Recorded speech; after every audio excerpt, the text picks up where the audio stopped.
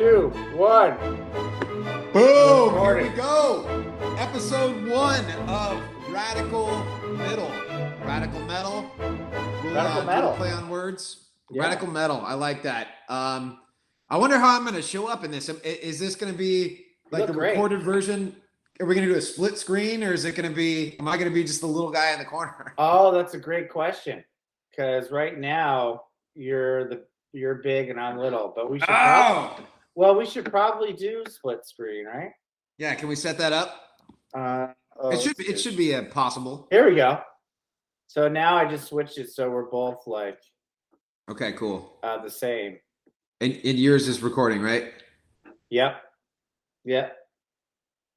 All right, my brother. Well, do you want to kind of take the lead here, or do you want to just kind of stream of conscious, or what's up? I mean, this is basically. I mean, you came to me with the idea, right? So this was kind of, you had the seed, you fed it to me, and I was all in. So let's do a little intro here.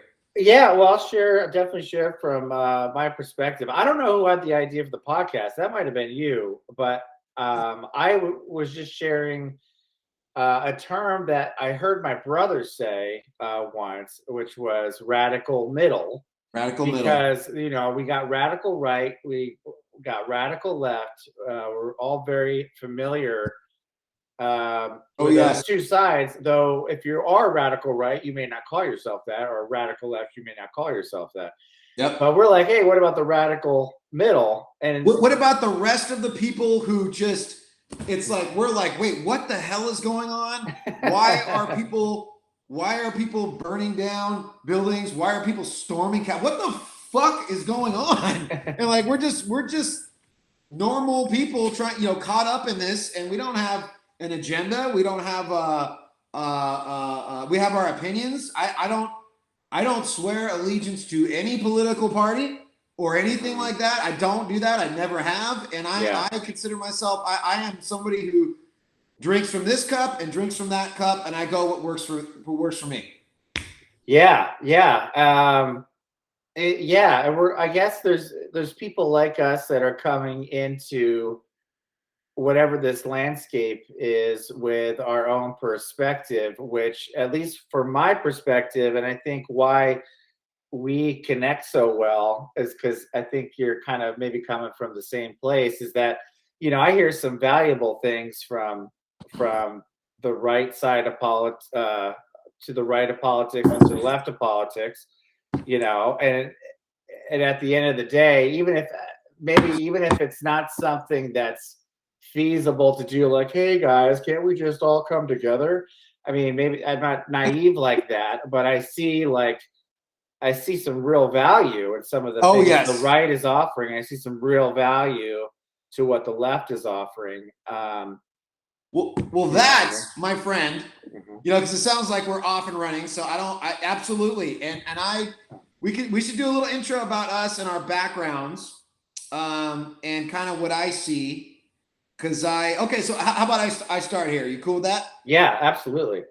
Okay. So, and I may have some questions for you, and vice versa. I do. Look at this. You made notes? I thought about making notes. I have a whiteboard over here. That's right. See, I did write a couple of words. I wrote 2 words. I'll share those words later. But. Okay. All right, man. Well, Jesse, I gotta say, as we're getting started here, man, it's great to fucking see you. You're a great guy, man. So, Jesse and I met at the Megadeth Bootcamp in 2017, March of 2017, which I'm sure we will talk about. But we basically hit it off right away, just kind of like-minded people, kindred spirits, which was awesome. But let's, so we're going to talk about metal. We're huge metal heads, so we're going to talk about music too. But this is a crazy time that we're living in. Which, I mean, how many times have we all heard that? But this is, unprecedented. I mean, whatever fucking adjective you want to use. We live in history. But to get us started off here, so. My name is Charles Chaz Leon. Leon.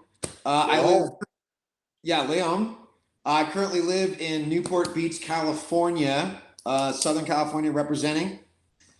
My background, long background, but to sum up, let's just say metalhead wannabe rock star who got tired of being broke and went back to school, got a law degree.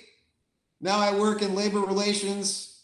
I work a little bit in politics, so I have to be careful about what I say, but I think I know how to, deliver a message and, still be honest, but not compromise myself or give away any confidential information.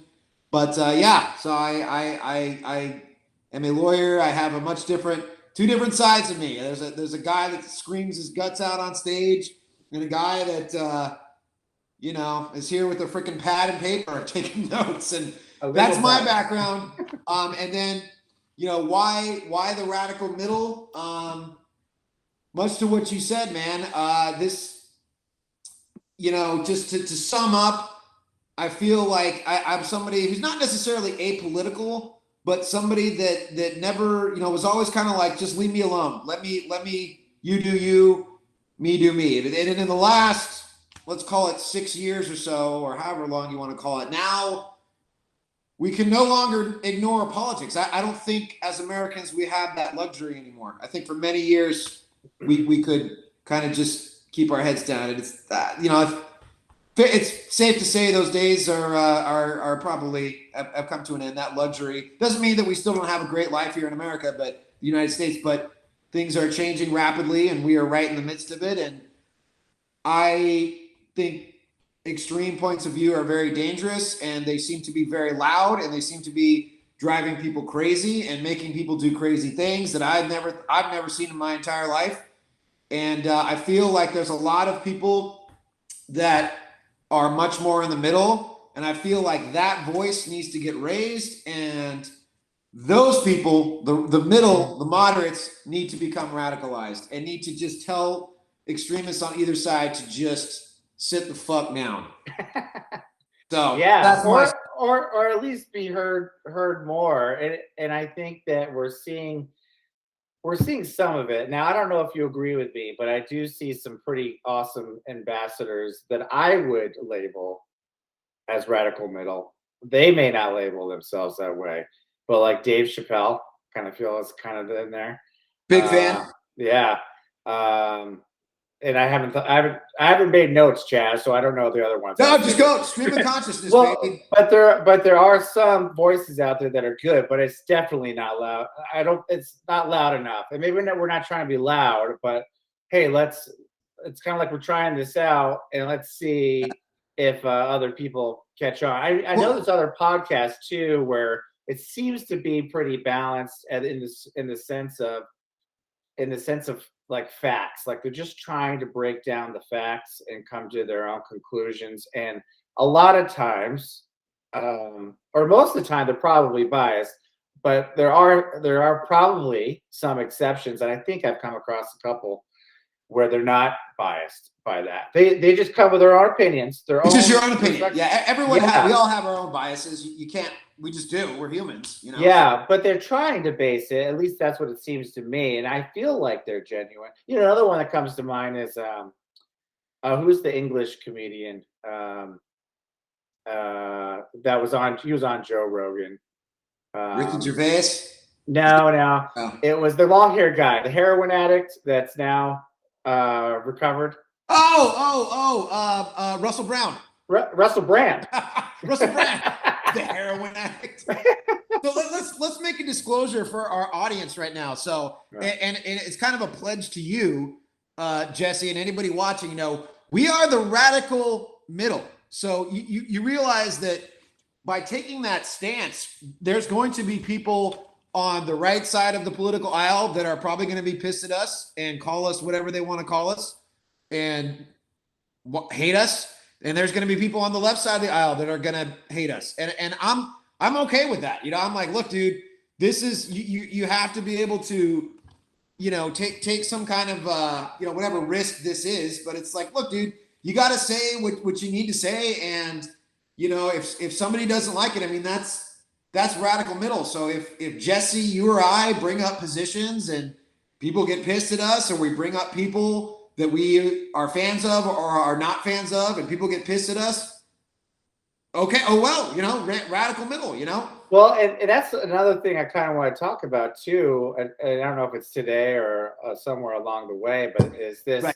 like what we're bringing to the table? We're bringing a certain like frame of reference of like our own experience. Yep. And so that's going to be inherently biased. But Yep. I think just realizing that makes us radical. I think just realizing that makes us radical, as opposed to be like, no, your side Yeah. is messed up. Like, it's just saying, hey, we're all coming with a frame of reference. That's why I give a lot of grace to people. Well, not all the time. I'm not perfect, but like a lot of times I give grace to people I disagree with emphatically, because I'm like, hey, their frame of reference is just totally different than mine. And that's, hey, what are you gonna do with that? That's really what it is, man. Yeah, you can't like fight it. You can't like label someone evil because of it, even though it really feels that way sometimes. And I do get mad sometimes, but or maybe even a lot. But they're coming with the frame of reference, and you had no control over that frame of reference. A lot of the times, and I'm not sure we have control over that. I mean, we grow up and we take certain paths and we get exposed to certain things, and we bring this frame of reference that we have. And I don't know if that's something that we've had much control over. How much of that has been my own initiative? It's unclear. It's and how much has been just like happenstance? I don't know. It's kind of like Forrest Gump. He's like, sometimes I feel like we're just some of it's, what is this? I don't know. It's probably a famous quote, but like we're either blowing in the wind or we have some control. Hey, maybe it's a little bit of both. It's probably a little bit of both. Anyway, that's the kind of a. I suspect it's a little bit of both. I mean, dude, we got material. We could talk about this shit for hours, because this gets into. I mean, fuck what's going on. So I want to get an intro to you and Jesse. Just okay. So Jesse, before we get into, I mean, dude, this could go on for fucking hours. It's like, honestly. Hey, we paid for it. Let's talk about your background. Just kind of what I did, like a summary of. I mean, I know we can't do the whole life story, but you have quite an interesting story as well. So, I mean, I was in bands. I went to fucking law school. I mean, there's so much that I'm just giving you the snapshot. So why don't you give us the snapshot, and then as this goes on, we will. I'm sure we'll get more into it. I'm gonna go grab a beer, but tell the people a little bit about yourself. All right. Well, this is weird because we might not have any audience, but I'll start. So, I think where Chaz and I are very similar is we're both, and probably a lot of people can relate to, is we're both, Chaz put as wannabe rock stars. I certainly fall in that category. That was my main pursuit for a very long time as a younger individual. So big time. Jesse, let me ask you. So what were you? Here's the ultimate starter question here, and I'm I told you I was watching a lot of podcasts, man. Another fan, probably an advocate for the radical middle, would be Mr. Joe Rogan, the king of podcasts. Although many despise him, but that's getting ahead. But some of the questions. So okay, to start off, what were you in high school? Were you like a jock, a metal guy, a music guy, or just a normal guy, or what? Definitely a metal guy, but definitely I don't know, the cool crowd to me, or the crowd I was drawn to, was more of like the hippie-ish crowd. Fish, Grateful Dead, that kind and you of grew stuff. Where'd you grow up? California. Well, Los Angeles. LA. So mostly there, Okay. 6th grade through the end of high school. Before that, I was East Coast. What part of LA? In La Cañada. Do you know where La Cañada is? And where La Cañada is. I'm from the Valley, man. San Fernando Valley. Yeah, man. I went to La Cañada High School and La Cañada Elementary. But started playing guitar, was not very good, and started playing, though, in bands that were not very good at first. But, then you progress, and I had mentors, and then I finally started playing with a band in high school where the other guitarist was sick and amazing. I still Well, we'll probably actually talk about him later because he kind of relates to this other stuff. Oh, I'm sure. I've got my music stories as well. So yeah, but he's a saint, and he'll always be a saint to me because he, he got me over the hump with guitar. You start playing first, and you just suck. Yep. And then something happens, and you're like, oh wow. Then you kind of notice whether or not you have talent or not. You just keep doing it. It's practice, right? It's practice. But it's also, I think, are good, at least in my experience, good teachers. And so good teachers can bring that out of somebody. Yeah. That's gonna be the hardest thing to do, is to instill confidence, make sure people don't get frustrated. I mean, I taught guitar for a little bit, and I was just like, look, you just need to keep doing it. Like, because the mechanics of it will come later. Like, you're not gonna, out of the gate, you're just not gonna be awesome. Like, you're gonna struggle, but you just need to keep playing, and then at some point it'll click or it won't. Well, yeah, dude, I actually remember the day it clicked, which is very strange to me. It may be a whole nother topic altogether, but it just did. And this was the guy that brought it out of me, was playing with his band in high school. And then ever since then, it was like, totally hooked. And then it was about a series of bands, as I'm sure you can relate to through high school and college, and really wanting to be a big rock star, being a big rock band, and influenced heavily by heavy metal, but also by I'm gonna be the next Metallica. Yeah, but also for me anyway, it was influenced by like Fish and like jam bands and that kind of stuff. And that I'm aware of it too. That kind of wizardry. Yeah. Trey is an amazing guitar player. Yeah, totally. Better outside of the Fish, in my opinion, but that'll come later. Oh, really? I haven't really heard a whole lot of it, but I'm sure we'll talk. Yeah. But okay, so you go through high school, you're the band guy, and then talk a little bit about how did you find yourself in the Marine Corps? Yeah, well, I think there's some more parallels with your story in terms of being broke and just like you kind of do. I did college, and I did not care about college. But did you go to college right after high school? Like, were you 18? Mm-hmm. Okay, that's man. We could do another episode on the education system. I went back to college. I went to community college, which I'm a huge advocate for. Yeah. But yeah, I went back to college and school later in life. But man, 18, college, fucking forget about it, dude. Like, dude, that's not happening, dude. I did not have the no way, dude. I remember talking to my parents about well, there's a term for it now. The kids are using it to do it, but I was just deferring a year. Yeah. They just didn't have it, and I basically went out of like, I don't know, not wanting to disappoint my parents. Yeah. Probably you don't know what to do. You're 18 years old. What the hell do you do? Yeah. But for me, there was I call myself a slow developer in the sense, it's maybe in the eyes of the world or in terms of like professionally, because I just did, weird job after weird job into my 30s. And then I was like, hey, my dad was a Marine, my brother's a Marine, all my cousins and extended family Marines, and I always wanted to be a Marine, but I sort of let it go after, because you're smoking weed and playing in bands, and like you kind of like forget about that stuff. But as a kid, I was like, yeah, man, I want to be a killer. Military family? Yeah, totally military family. Mine as well. I did not join, but I am the first generation. My brother and I were the very first in the whole clan, going back to Mexico, south of the border, and Ireland, and that's my background. They were all military people, and they were, that's how our family, I guess, got into middle class, because they were not, my great grandfather, man, fucking talk about poor. This is before the Great Depression. Nothing. Came to this country with dick, like nothing.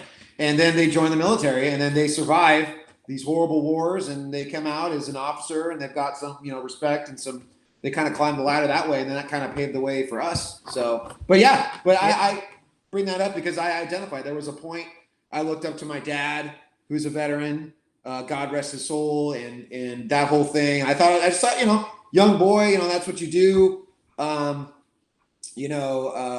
That whole thing, honor, and that's just what men do and things like that. Then I got into music, and it was just rock and roll and rebellion and things like that. But I never got back to that. But I can identify with that. I mean, that's how you grow up as a boy, just thinking about that stuff. Well, yeah, and I think and a big theme for me, I was talking to my wife about this recently. Back then, when you're younger, you crave respect. You crave it. Yep. And you and I think I sought to get it, whether it would be the music stuff or gosh, I don't even know what else, but I wasn't getting it. Uh, and and I finally got to a point. I was 32 when I joined the Marines, Okay. and that's the oldest you can join with an age waiver. Were you enlisted? Did you enlist or did you go? Because you had an education, right? Yeah, so I was an officer. Okay. Um, but yeah, but that was kind of finally why I pulled the trigger on that. I was like, look, I've tried it my own way this whole time. I've always wanted to be a Marine. Yeah, this is my last chance to do it, and I had to get a waiver to even do it because I was that old. 32 years old, out there with the kids, man. Yeah, yeah, and part of that made sense because like I said, I'm a slow developer in a lot of ways, so I would related, to these youngins because mentally I was right there. I think I was more involved in other ways, but yeah, that whole standards is another thing that's also in flux right now. Like the whole world right now, everybody out there, this whole thing is being re-examined, good or bad. I mean, whether we want to or not, whether it needed to happen or not. I mean, this we are in a huge change, as everybody knows, and we, it would be foolish not to acknowledge it, or foolish to put your head in the sand and be like, oh, things are just going to be, whatever, just another. Yeah, I mean, maybe, of course, humans have survived worse catastrophes, but it's like, dude, this is a pretty big deal that we're living through right now. But anyways, yeah. I bring that up to talk about, points and standards and slow development and what is development and who makes the rules, all that shit. Who says that you need to be anywhere? But I get what you're saying. So, well, it's been interesting to me to look back on some of this stuff because I craved respect, and then I joined the Marines, and then it's almost like it made it through officer candidate school, and then you actually are a Marine, and then it's almost like for my path anyway, I instantly got respect because I was a Marine. Everybody respects Marines. I mean, it seems like that way anyway. And it's interesting too because once you have it, you kind of start, and once you're in it, like you start to realize why did I crave this again? Why did I need this again? Because I wasn't comfortable. Okay, so what do you mean by respect? Like, what? Give me some examples of the kind of respect. Like, how would people treat you different? Now, did they treat you different because you were a Marine or because you were an officer, or a bit of both? Maybe it was both, but that's an interesting question because I think enlisted a lot of times deservedly get more respect than officers. It's kind of like there's a joke in the Marine Corps and probably every other military branch. Oh, are you an officer? And enlisted would say, no, I work for a living. Okay. Right. Yeah. So, and in fact, what I would tell my Marines in my platoon or my company or whatever rank I was, depending on the unit, I'd be like, I had one regret in life, which was not being a Marine, and I became one, and so I satisfied that. But now that I am a Marine and a Marine officer, my only other regret is I didn't do enlisted first, because enlisted, they're the heart of the whole thing. What I mean? Officers, they probably get too much disrespect or more disrespect than they deserve. Because the whole image is of, like, I don't know what, name any movie, the officer's always screwing something up. The butter bar is the lieutenant that comes in and gets his whole platoon killed. Yeah. Well, they're the ones that that are directing traffic. Yeah, and that's unfair because there's a lot of great officers, but enlisted, I mean, that's why you have a platoon sergeant, which is like your senior enlisted in your platoon, and he's supposed to mentor you, and they mentor you because they're the ones with the experience. So I mean, it depends on what circle you're in. Will give you either respect or not respect. If you're hanging out with a bunch of enlisted, if you're at a party in DC with hanging out with government officials and you're an officer, the ladies might like that more. I don't know. Washington D.C. Yeah, Washington D.C. Yeah. Okay. So we're doing the. I mean, again, we could talk about this for hours, and then oh man. Okay. So officer. So by respect, do you mean that? So let me kind of bring up what I was saying, because I understand, craving respect and everything too. And I would joke about this with my friends. So when I became a lawyer, because I didn't get fucking respect. Yeah. So I have, oh my God. We could do another whole podcast about the legal profession. Like, and for all you people watching out there, all you lawyers watching, if there's anybody watching at all, you all know how it is. So, you can send me all the hate mail and messages you want, but that's fine. You all agree with me. So like it's a brutal profession. But why did I mean, anyways, why did I get into it? We'll talk about that later. But I respect was part of it. Part of it came, and I think it comes from, I don't know, probably coming from a working class background and this old history of, I don't know. I thought that, okay, I'll put it this way. I thought there was some magic world out there that, like, growing up in the, middle class, working class of the San Fernando Valley, I thought that, like, oh, okay, I was frustrated by, things that, I thought didn't make sense, or, okay, if I just get to the promised land, I'll get to that there was this shining world out there where all the smart people, all the capable people, everybody who got it, went there. And like, cause you see it on TV, the lawyers are all smart and sexy and shit. And then like, I went to school in Boston. Oh, this really smart city. Oh God, this is where the enlightened people all go. And you get there and you're like, oh, I'm here. I'm around these people. And you get there and it's like, I'm a lawyer. And you're like, it's a reality check. It's like, okay, well, you're not that smart. you shit in a toilet, man. Like, like it's a lot of it is, I don't know, how do I say it? It's just, and I wonder if being an officer is like this too.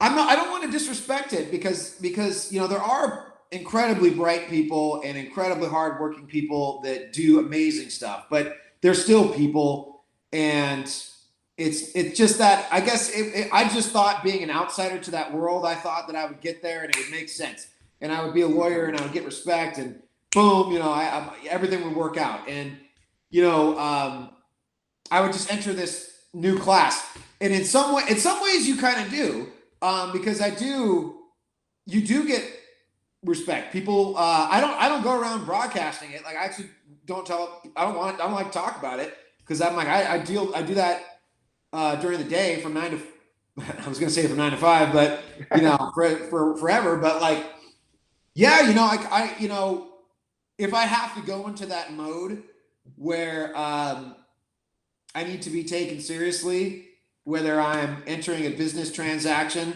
or having a serious conversation, yeah, people treat you different. They treat me different when they know you're a lawyer, and they listen to you. Like, what you have to say matters more, and that is probably the biggest thing when it comes to respect.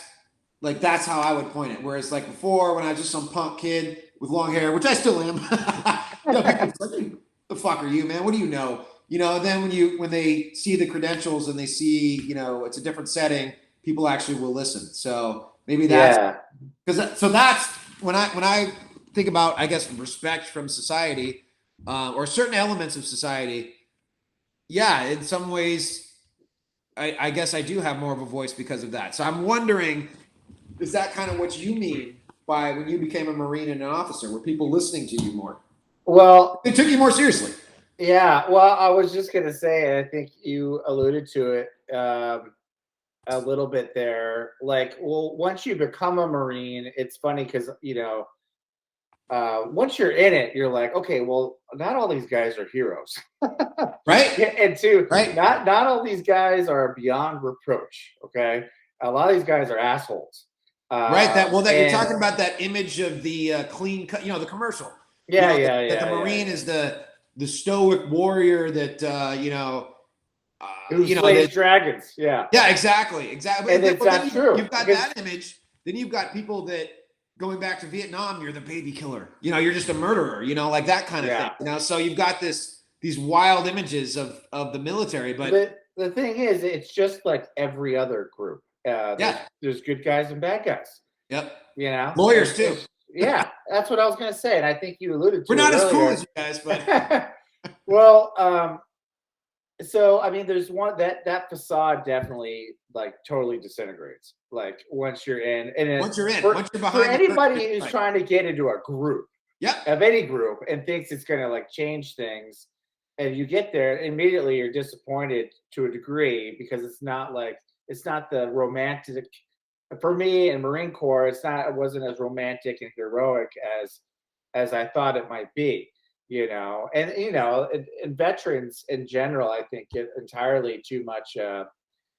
Everybody's kissing their ass. A lot of the times, and there's some credibility there that is highly deserved, and there's systems in place that support veterans that are absolutely needed and things like that.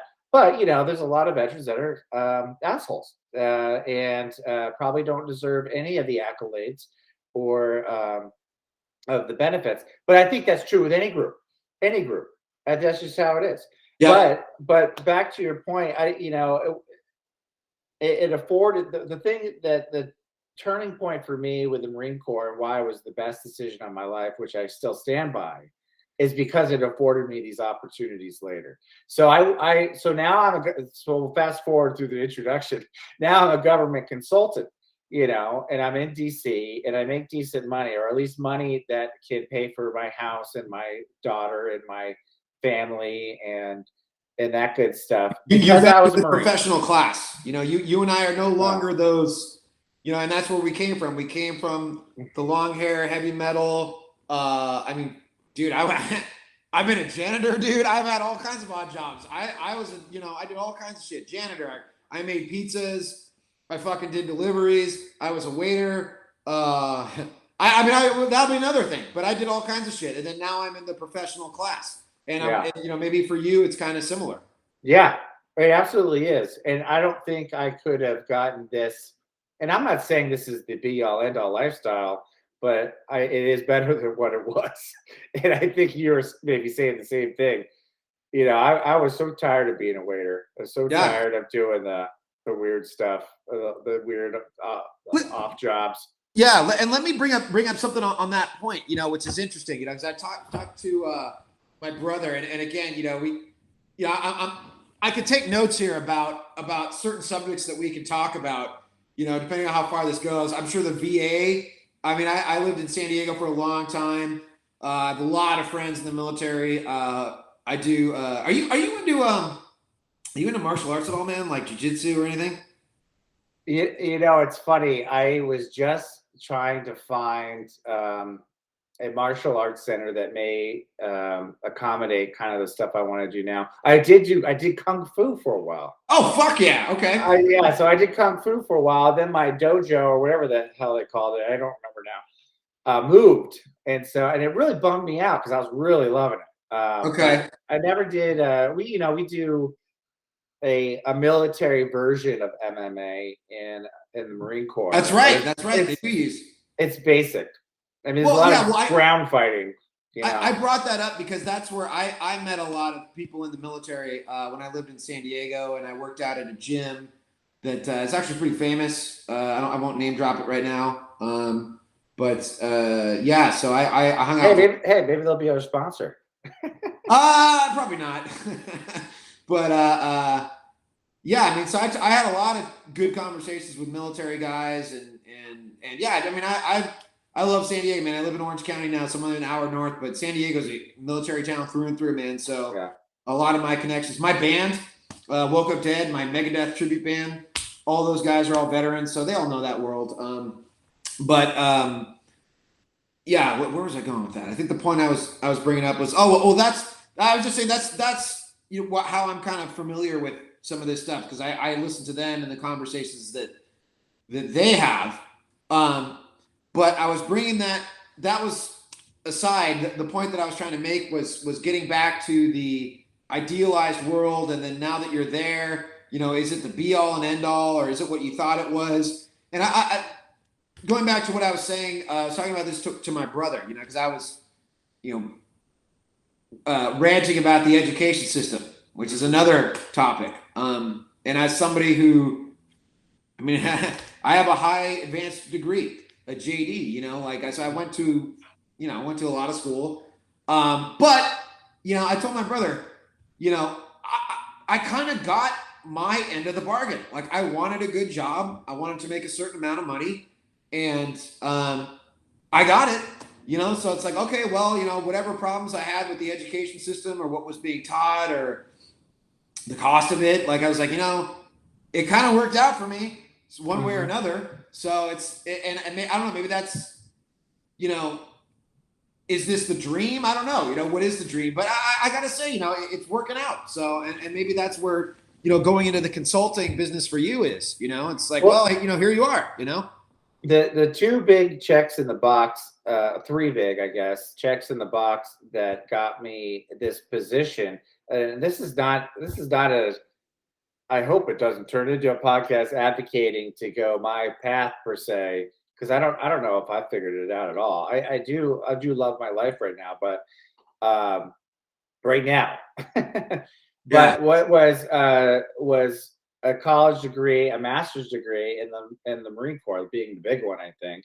They got me to where I am now, and I'm happy there. But this stuff, I think it's changing too, and I think it's changing for the better. Like we have a lot of discussions here at home about our 2-year-old, and saving for her college education, and then we're doing it because if we didn't save for it, I would get in trouble with my wife. But I keep saying this. We talk about this all the time. I'm like, hey, look, I think college is a sort of a sham, and what if she wants to be a welder, and or electrician and make more than all of us, or a plumber? Yeah, or a plumber. What if she wrong wants with that? So trade schools. I'm a huge fan of trade schools. Me too. Big time, and that's what we do with Sustain Liberia. By the way, we'll get into that in a minute.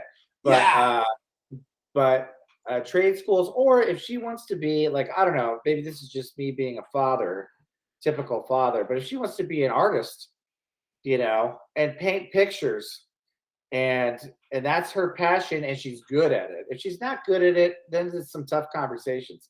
If she's good at it, I want to totally encourage that. Hey, look, I know this whole painter thing, you want to be a painter, but you suck.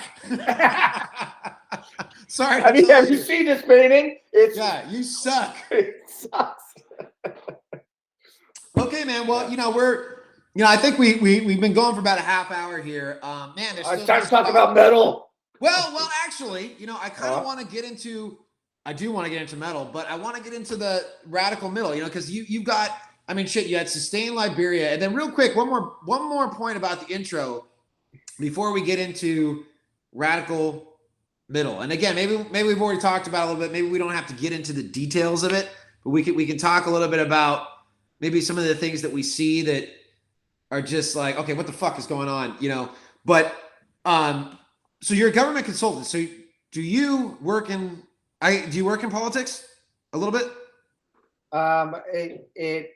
It pretty infrequently brushes against it.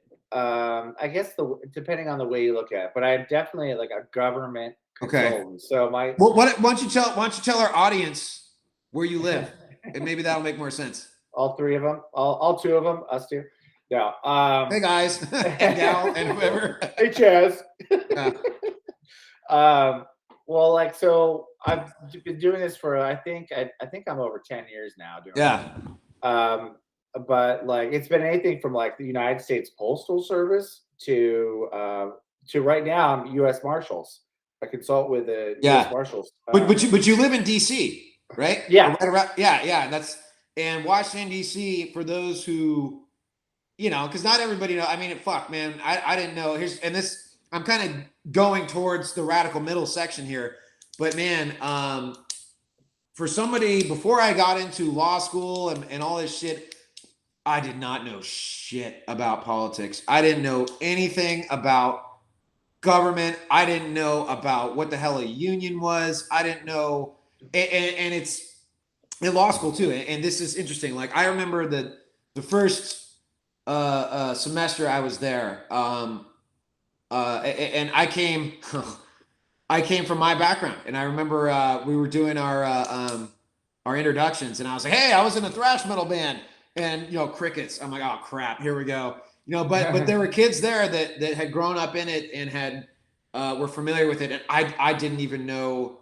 I didn't know shit. And just here for any lawyers that are watching, this is why you bastards did better than me in law school or whatever. But I was so obsessed with the fucking case numbers and how to cite cases. I spent so much goddamn time on that, and I didn't know. It was such a waste of time. But my point is that I was so out of my league that I did not know. I was so embarrassed to ask questions. So I was like, "Oh my god, what am I doing here? I am the dumbest fucking person in this room. Why am I here?" And I was so ashamed of that. And I wonder if, for your average person, that is afraid to ask about politics or is afraid, especially in today's climate where it's all about no mercy to those who disagree with you. People are afraid to even get started. And they're afraid, okay, well, what is Washington, D.C.? What are these places? What is the Capitol building? What is the Senate? What is a city council? What? And it's all these big, scary terms and people, oh my God, I don't want to ask questions because everyone's going to make fun of me and think I'm an idiot. And dude, just drop that shit. These are all people. And some of these people are great. Some of them are clowns. Yeah. So like, like we said, every group. Don't let their status or don't let their errors or their manners or the way they present themselves, like don't let that like scare you or anything. So if you don't know about just the most basic stuff, I guess all I'm saying is don't feel bad, because that's where I started, man. I didn't know dick, and now I am where I am. So anyways, that's just kind of my point, and that will get us towards the radical metal, but just maybe that leads into where where you live, Washington D.C., because you live in the Viper's Nest, dude. I live in the Viper's Nest, but I don't know if I'm entirely exposed to it. Like I couldn't speak to the inner circles of well, of course, or like or you're Trump's talking camp to me, or yeah. I think so. A couple things came to mind when you were saying that. One is, we all should be probably slow to be critical. I think it's actually a good thing to be slow to be critical of anybody in those positions, because we don't know, because we may not be totally exposed to those circles. And I'm talking, this is where I'm talking about Trump. I'm talking about Biden. This is a good segue towards radical middle. So yeah. we'll get into it. Okay. So we're talking, and yeah, when you say slow to be critical of people in those circles, I think. Well, but balanced with what you said, that there's also clowns everywhere, right? So like we shouldn't put them on a pedestal per se, right?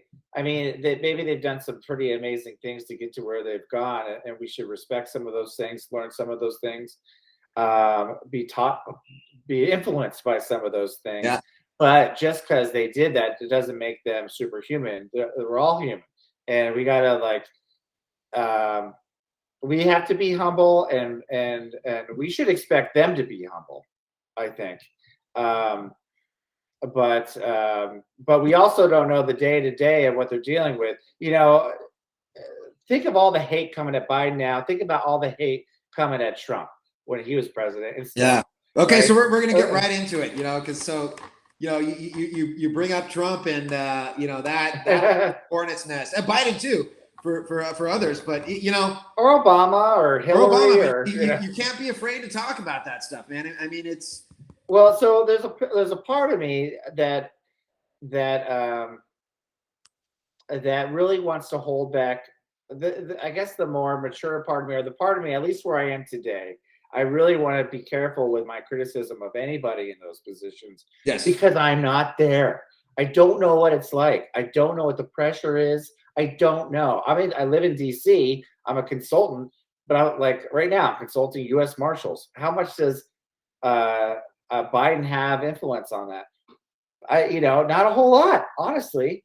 And so all I can base any discernment on, and I think there's a big difference there between judgment and discernment. If I want to discern anything, all I'm getting, my frame of reference, how that's getting fed is the news. Oh. It's not personal experience. So I know where my lane is, right? And so I think it's important to know where your lane is, only in the sense that you only know what you know and what you're exposed to. And if there's certain things you aren't exposed to, maybe be slow to judge or slow to discern. Having said that, I think that doesn't mean you shouldn't have a voice. Yeah. And you shouldn't be able to share your opinion. And there have been times where things have gotten, in my personal opinion, so egregious where I'm like, okay, wait a minute. This sounds really bad.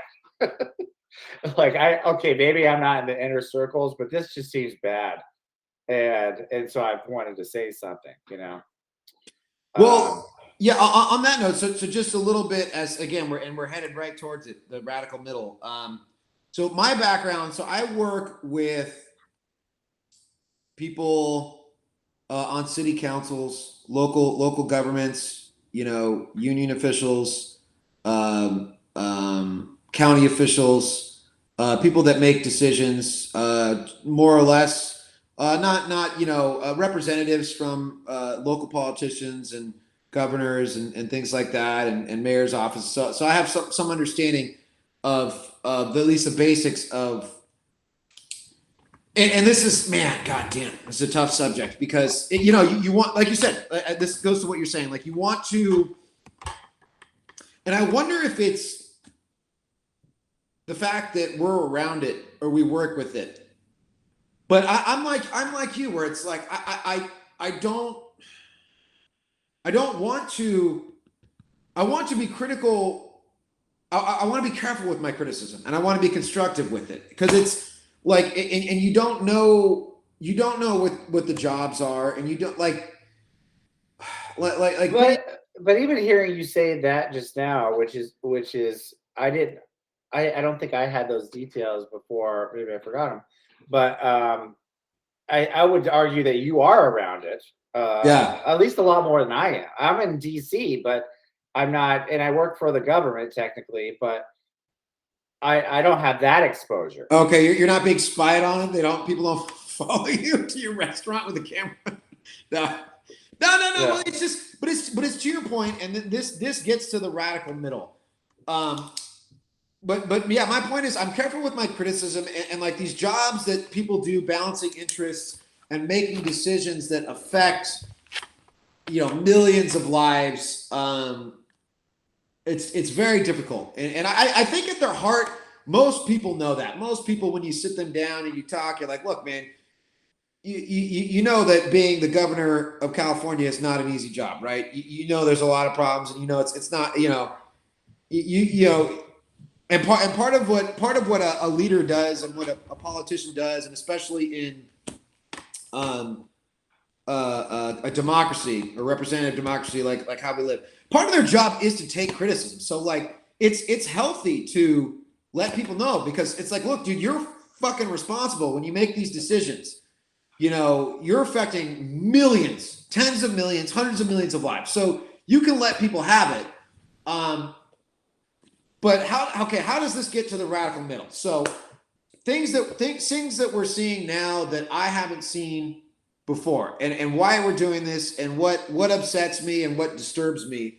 The vitriol that I've seen, the how disagreement has become. It's not disagreement. It's all or nothing. It's terminate your opposition, and social media is a good example of just people wantonly, like take Facebook for example. People will wantonly just blast people from a political party, or just Eviscerate. we're so desensitized to it. But it's like, okay, I'm going to use the term right here, and again, radical middle. It's like using the word, calling somebody a racist. Like, to me, like that word is so thrown around now casually nowadays, and this goes to the reason why the radical middle, and this is why we're headed towards dangerous waters in this country, is terms like that, when you abuse them, they lack meaning anymore.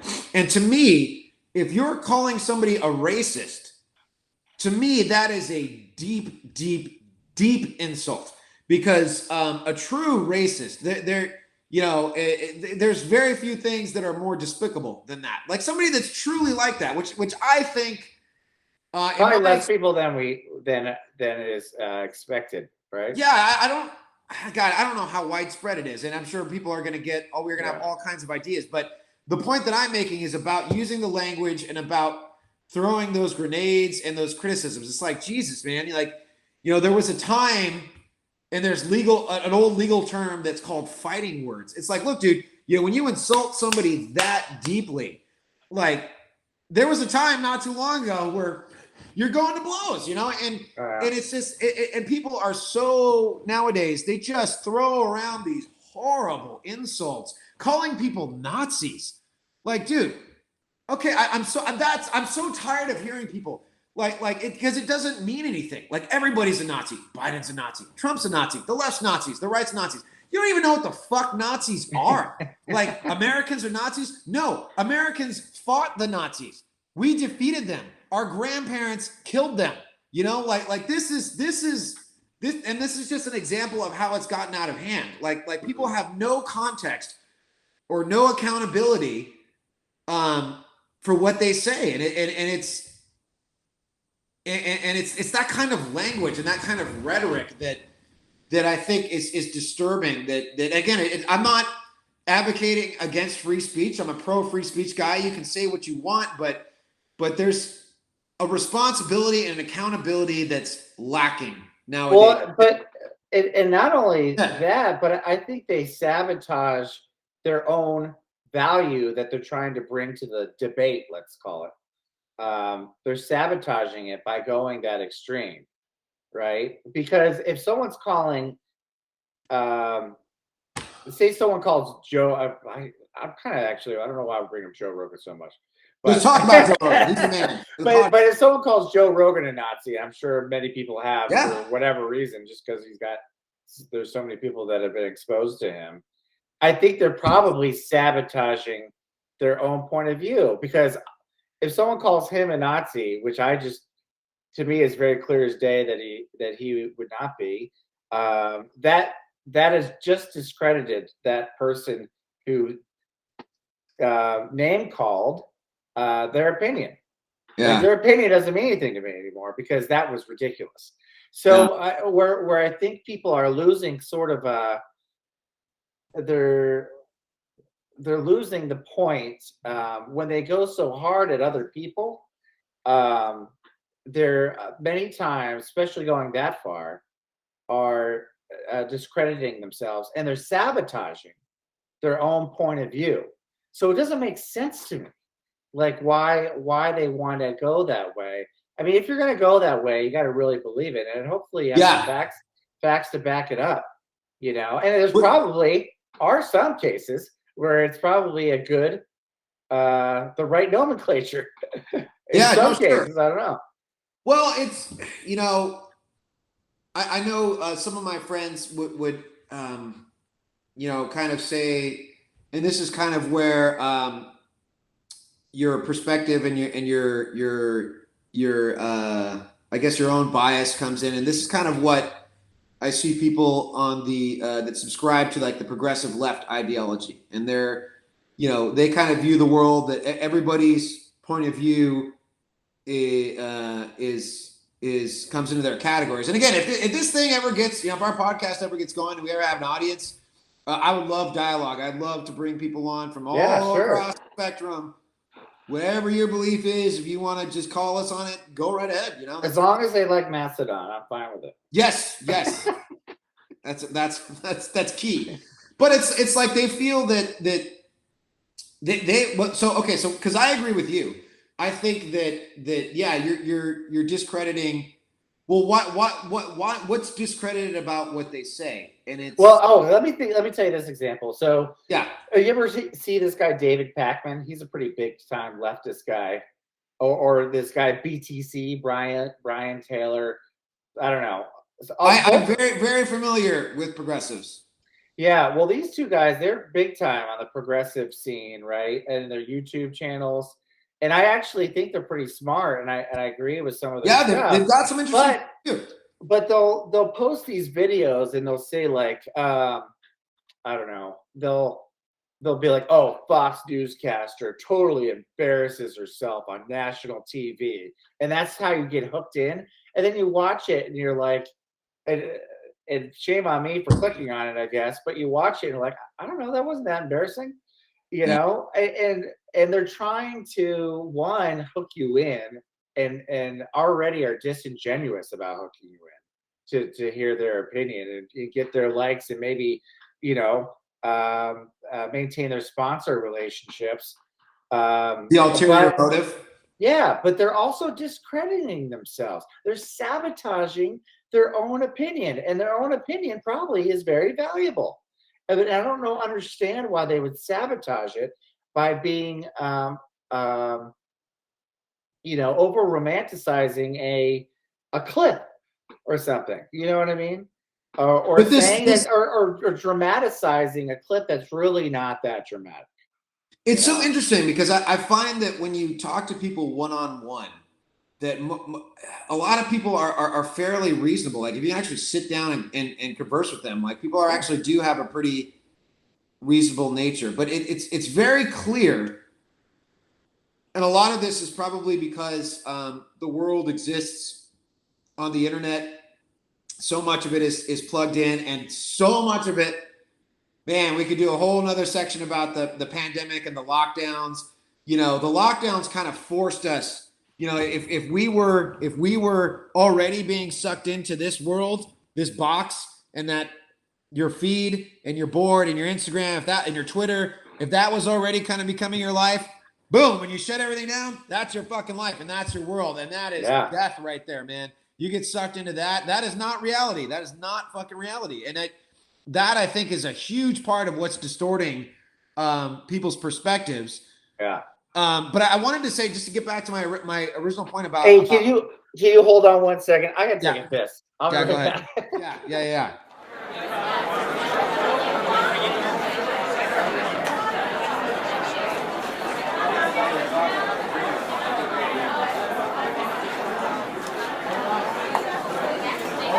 But my you know, and part of this whole cultural upheaval that we're going through is you know, many progressives question the whole way we think, our whole perspective, like literally everything is questioned and examined and flipped on its head a little bit, and there's value to that, but it's okay. It's like our point by saying by us saying that, okay, well, somebody calling Joe Rogan, just as an example, somebody calling Joe Rogan a Nazi, to us, we're like, okay, that's just a ridiculous statement. Like you know, you just discredited yourself. But there's many people out there that would not agree with us, and they would have various reasons. But a common argument, and this seems to be like leading progressive dogma, and for me, it's a little bit too narrow to subscribe to. But there's some points to it that are interesting. But it's like the whole world is broken down to like what group you're in. Mm-hmm. Like, okay, well, Jesse, you're a white male. You're a white male, middle-class male. Of course you think that way. Okay, Chaz, well, you're a half white middle class male. So like, but no wonder you think like that, you know, like, well, you don't know anything about that. And that's not untrue, but I feel like that's almost like it's not an escape hatch, but it's almost like a red herring. It's like, okay, well, what does that have to do with anything? It's like you're distracting from the point of the argument. You're trying to take away from the substance of what we're talking about, which is this statement and the facts contained within. Is that a reasonable statement? And you're trying to discredit that by bringing in outside information. Well, of course, that's what Jesse and Chaz would think. But will I do that too? And do people kind of tend to do this? And this is maybe goes to the point of the radical middle. If I sit down with a progressive and somebody says something like that I think is ridiculous, will I ever say like, okay, well, you're just a progressive, you know, no wonder you think that way? Yeah, sometimes I will, you know, and I'll dismiss that person's argument. Or same thing with like somebody on the far right, where they'll come with some insane conspiracy theory, and I'm just like, huh? Well, okay, well, you're some nutbag, so like, of course you think that way. So it's just this tendency to just put people into groups and dismiss, and it's I don't know what I'm getting at, but does that make sense what I'm saying? Yeah. Yeah. You know, a thing that I've been thinking a lot about recently that I think is related to that is, you know, the most credibility that I don't think hardly anybody could really argue with is our own testimony. Like, we started this whole podcast about like who we are, where we come from, right? And then how it formed us and how it got us to where we are. Yeah. I mean, there's not a whole lot you can argue with me about where I came from. Well, that's your truth. Yeah, and that also informs the whole frame of reference thing, and possibly some biases there too, and where we come from. But I'm kind of thinking like the world would be a better place. Here's the world would be a better place statement, is if we all just gave our testimony and say, hey, this is my experience. Take from it what you will. Maybe you won't take anything from it, or maybe you'll learn something from it. And you know what? I want to hear your testimony. I don't want to hear your opinion on Trump and Biden, which you probably have never met. You probably never been in any of their circles. Yeah. You know, you weren't in Benghazi. You weren't, you know, you weren't at a Trump rally ever. But instead of that, tell me your experience. Tell me your testimony, and just tell me what you're about, man. Like, why do people get so? And I guess this goes back to the point that I was making about part of your job in politics is to take heat from people. But like, man, boy, do I see people get bent out of shape. Okay, here's something I haven't seen in my lifetime, and it kind of started. It started a little bit with George W. Bush. And it definitely picked up steam with Obama, and it reached new heights under Trump and Biden. But this obsessive, oh my God, this obsessive like focus, and just that this elevation of these presidents that like the whole world revolves around them.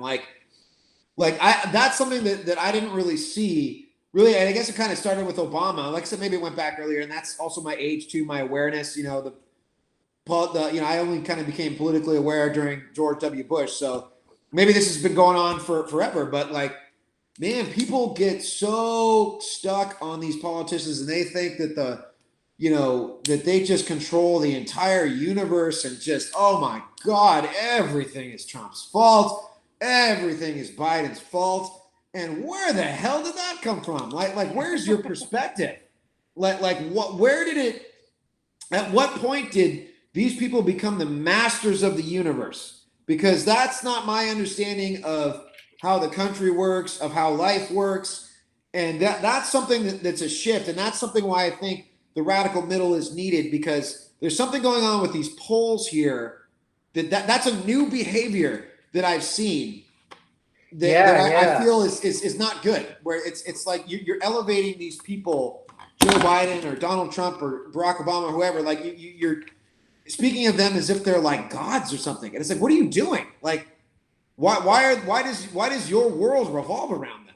Yeah, what happened to self accountability? Like, why aren't you holding yourself accountable? Why are you holding?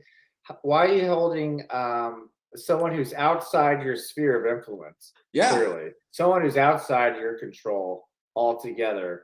Why are they? Why are you letting them bother your sphere of influence? yeah. Why are you letting them get under your skin, in your universe? Why would you let them have that much power over you? Yeah, why don't you worry about your own universe and make that better? And this is textbook 7 Habits of Highly Effective People. I don't know if you ever read that book, but I'm familiar. That's a game. Well, that was a game changer book for me. But his whole point is, hey, focus on yourself and what you can do. Yeah. Or like Gandhi said, be the change you want to be or want to see. You know. And then in Stephen Covey's view, 7 Habits of Highly Effective People, you'll see that sphere of influence grow if you're focused on how you can be better and how you can, make changes, as opposed to being so focused on something outside of that sphere. Let me stop you right there because we share that value of personal accountability. So we've identified that we feel, both of us agree that there's kind of a change of values and a change of perspectives, and some of it is warranted. Like it's not a bad thing to examine things and examine your institutions and your leaders and your history, things like that. Like that's an area where I happen to agree with parts of I guess you would say the progressive left, and my right wing friends can pillory me all they want, but it's like, you want to. There is things that happen in this country that are nasty, and there's groups out there and minority groups, and I happen to be one. It's not part of my identity. I never wanted to think that way because I never wanted to live myself. But like, it's like when you do grow up in a different community, it's like, I get it. Like, why the fuck would would Mexican Americans who just came over to this country, that they don't have connections to that world or that history that came part. Yeah, they're joining this country and this world, but they don't, that those old values, there's no connection to that. So like, I guess what I'm getting at is like they feel alienated by that dominant culture, and they feel looked down upon or cast aside, and I totally, that's a part that I agree with. But again, I'm going off on a tangent. So what I'm trying to do is give credence to some of that type of thing. Some of that's necessary. But this point about where do you think it came from? Here's my question. Where did this value shift come from to just, I mean, would we call it, is it fair to call it blaming all your problems on politicians or blaming all your, where did that go? Where did it go? Like what happened?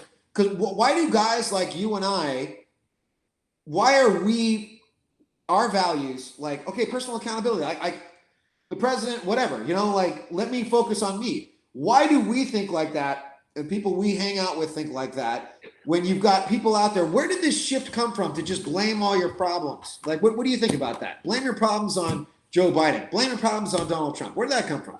I'm not sure I know. And I should also clarify that I'm not immune to that either. Like, neither am I. Well, I don't know if I've ever blamed my problems. I mean, I certainly have a lot of examples of blaming my problems on other people, for sure. I mean, think about like growing up. I don't know if it's the same for you, but for me, I blamed a lot of my issues on my parents. Totally erroneously and totally wrongly. I blamed a lot of stuff on them. Oh, you didn't cultivate this part of me. You didn't cultivate this part of me. Oh, you were too strict here, or And we laugh about it now, but at the time, when you're a teenager, it's your whole world. Oh yeah, and it was fierce. It was this really quite strong resentment that just seems so silly to me now. So maybe it's something like that. Maybe it's people that are, have that kind of mentality, but it goes on maybe a little too far or it goes on too long. I don't know. You think it's a maturity? So I think what you're getting at is it's a maturity thing, definitely. I think everyone kind of goes through that stage. So yeah, I guess what I'm kind of getting at, and again, this is the radical middle here, the need for it, is I feel like there's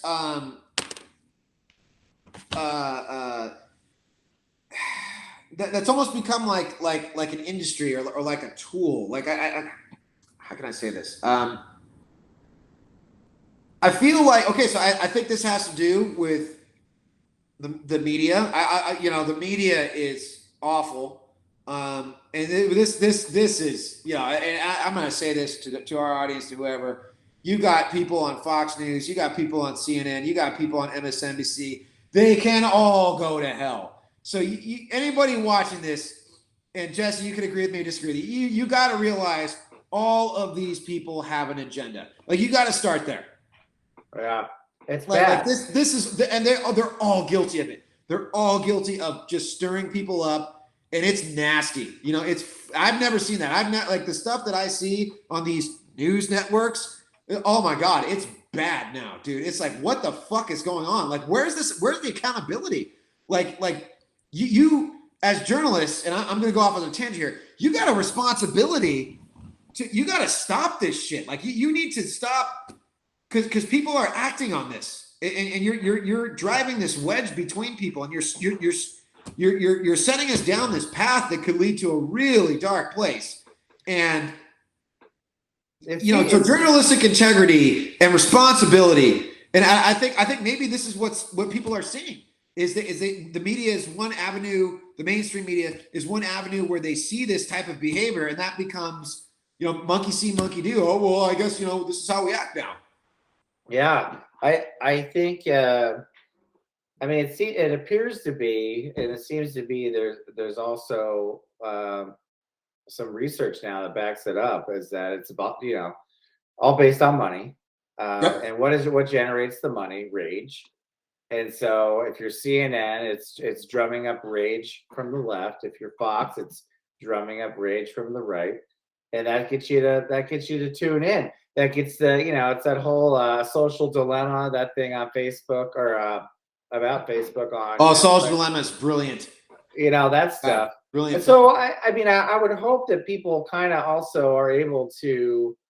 It'd be nice if people got to a point where I would think that you and I are at, where, not to toot our own horns or anything, but I still look at CNN every day, and I laugh out loud at a lot of it. I laugh out loud, looking up like, oh my gosh, look at them doing that thing again, trying to drum up rage, or appealing to my more progressive sensitivities or proclivities. Sure. But you kind of see past it and you laugh at it. And then there's some, you can still kind of, depending on your discerning eyes, you can filter through and get some of the truth out of there. And it seems like there are more media sources that are coming up that you can plug into to get maybe more unbiased stuff. But then again, like you're saying, back to radical middle, there probably needs to be more of it, right? More of it mainstream. I can already hear the idea is getting the radical middle ideology more mainstream. What is that? It's just saying, hey, these are the facts. This is what I think about it. Well, what do you think about it? I don't know. Well, let's talk about it. Well, you know what, Jesse? That was the America that I grew up in, and you and I may have grown up in this, and that's kind of why we're doing this, is we're seeing this change to the extremes. And I can already hear some of my my legal and educated friends. Well, Chaz and Jesse, we agree with you. The media sucks, man, and it's all profit driven and rage driven, and that's why fuck capitalism. And it's like, okay, well, now we've got this whole other school of thought here, this fuck capitalism crowd, and it's like, okay, whoa. And this is another subject, and it's like you're pointing out flaws in capitalism that are very, very real, and we should know this, as America, is because we live in a capitalist system, and no matter what people tell you, like, this is a capitalist country. It will always be, but you've got like a growing movement of people, and it's probably not new, and I remember being a lot younger, thinking like, man, fuck capitalism and all that stuff, but not really understanding it. And but that movement has grown, particularly amongst younger people, and I don't think young people. And I used to tell this to people that I would work with or go to law school with. It's like, do you really know what socialism or communism is? Like, it's not equality. Like, to me, it's pretty easy to torpedo that. And then I'm not saying that certain programs shouldn't be socialized, and I'm not saying that there's not a space for that. But it's like, when when the government controls everything, like you think in your mind, oh, that's socialism. Somebody used to go out and make it fair. That's not socialism. That's fucking a dictatorship. Like, it's capitalism, and being profit driven and driven by the market may suck. It may not be fair, but it's like the thing about it. The biggest difference is you've got the market, which consists of separate ideas and a lot of people, and it's driven by profit. And yes, you see flaws in that, but people can check each other with competition. With socialism and communism, that's gone, and you have one point of view. You have one person that decides everything. So if you think that's a much smaller group of people deciding what the, yeah. So if you think somehow that's going to be more fair than that, I think people need to re-examine that, because I think that they think about socialism and they think about fuck capitalism because I think a lot of kids, it comes from a good place, because I talk to these kids. Like I said, I'm very familiar with progressive left and people like that, and a lot of these kids are real good-hearted people, but I don't know if they quite think it through. And I think they just want to see things be more fair, which of course we all want to see. But to actually implement that and to try to make that a reality. And again, it goes back to the first point we made about looking behind the curtain. It's like, man, I don't know how you teach somebody this, and I'm sure if we ever had a really educated progressive caller, they could come in and talk to us about, okay, well, this is actually what we mean. But like, to me, it's just like, I don't know if you guys know, like, are you guys thinking about this? Why would you want a small group to be in charge of everything? How is that fair?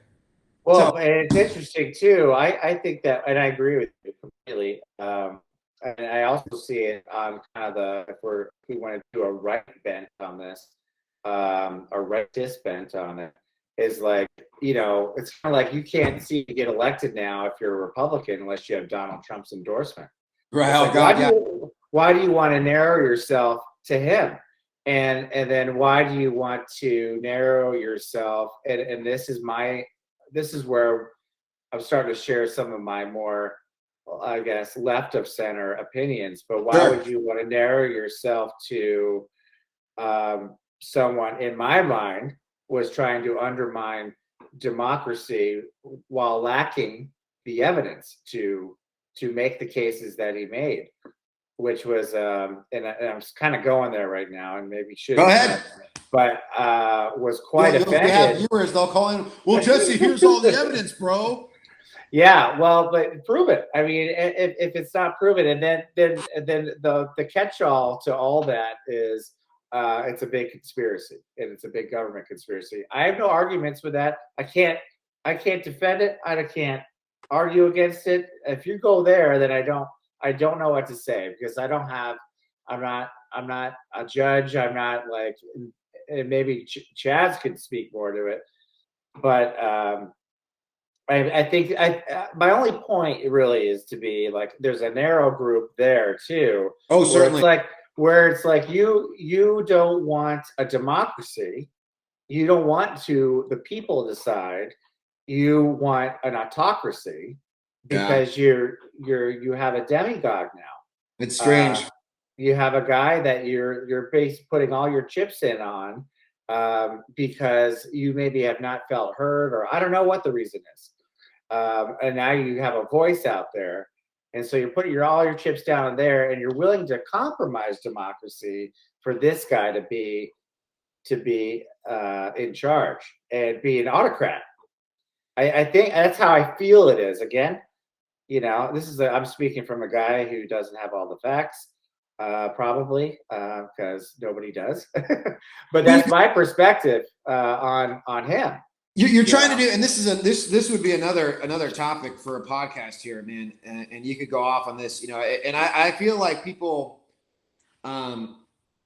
because he was so recently the president, and because of exactly what you said, because of just this cult following, that just worships him, that people feel it's a little dangerous to talk about. But I'm like, you know, you got to be able to have like a reasonable conversation about Donald Trump and why he got what he did, some of the things that he did well, you know.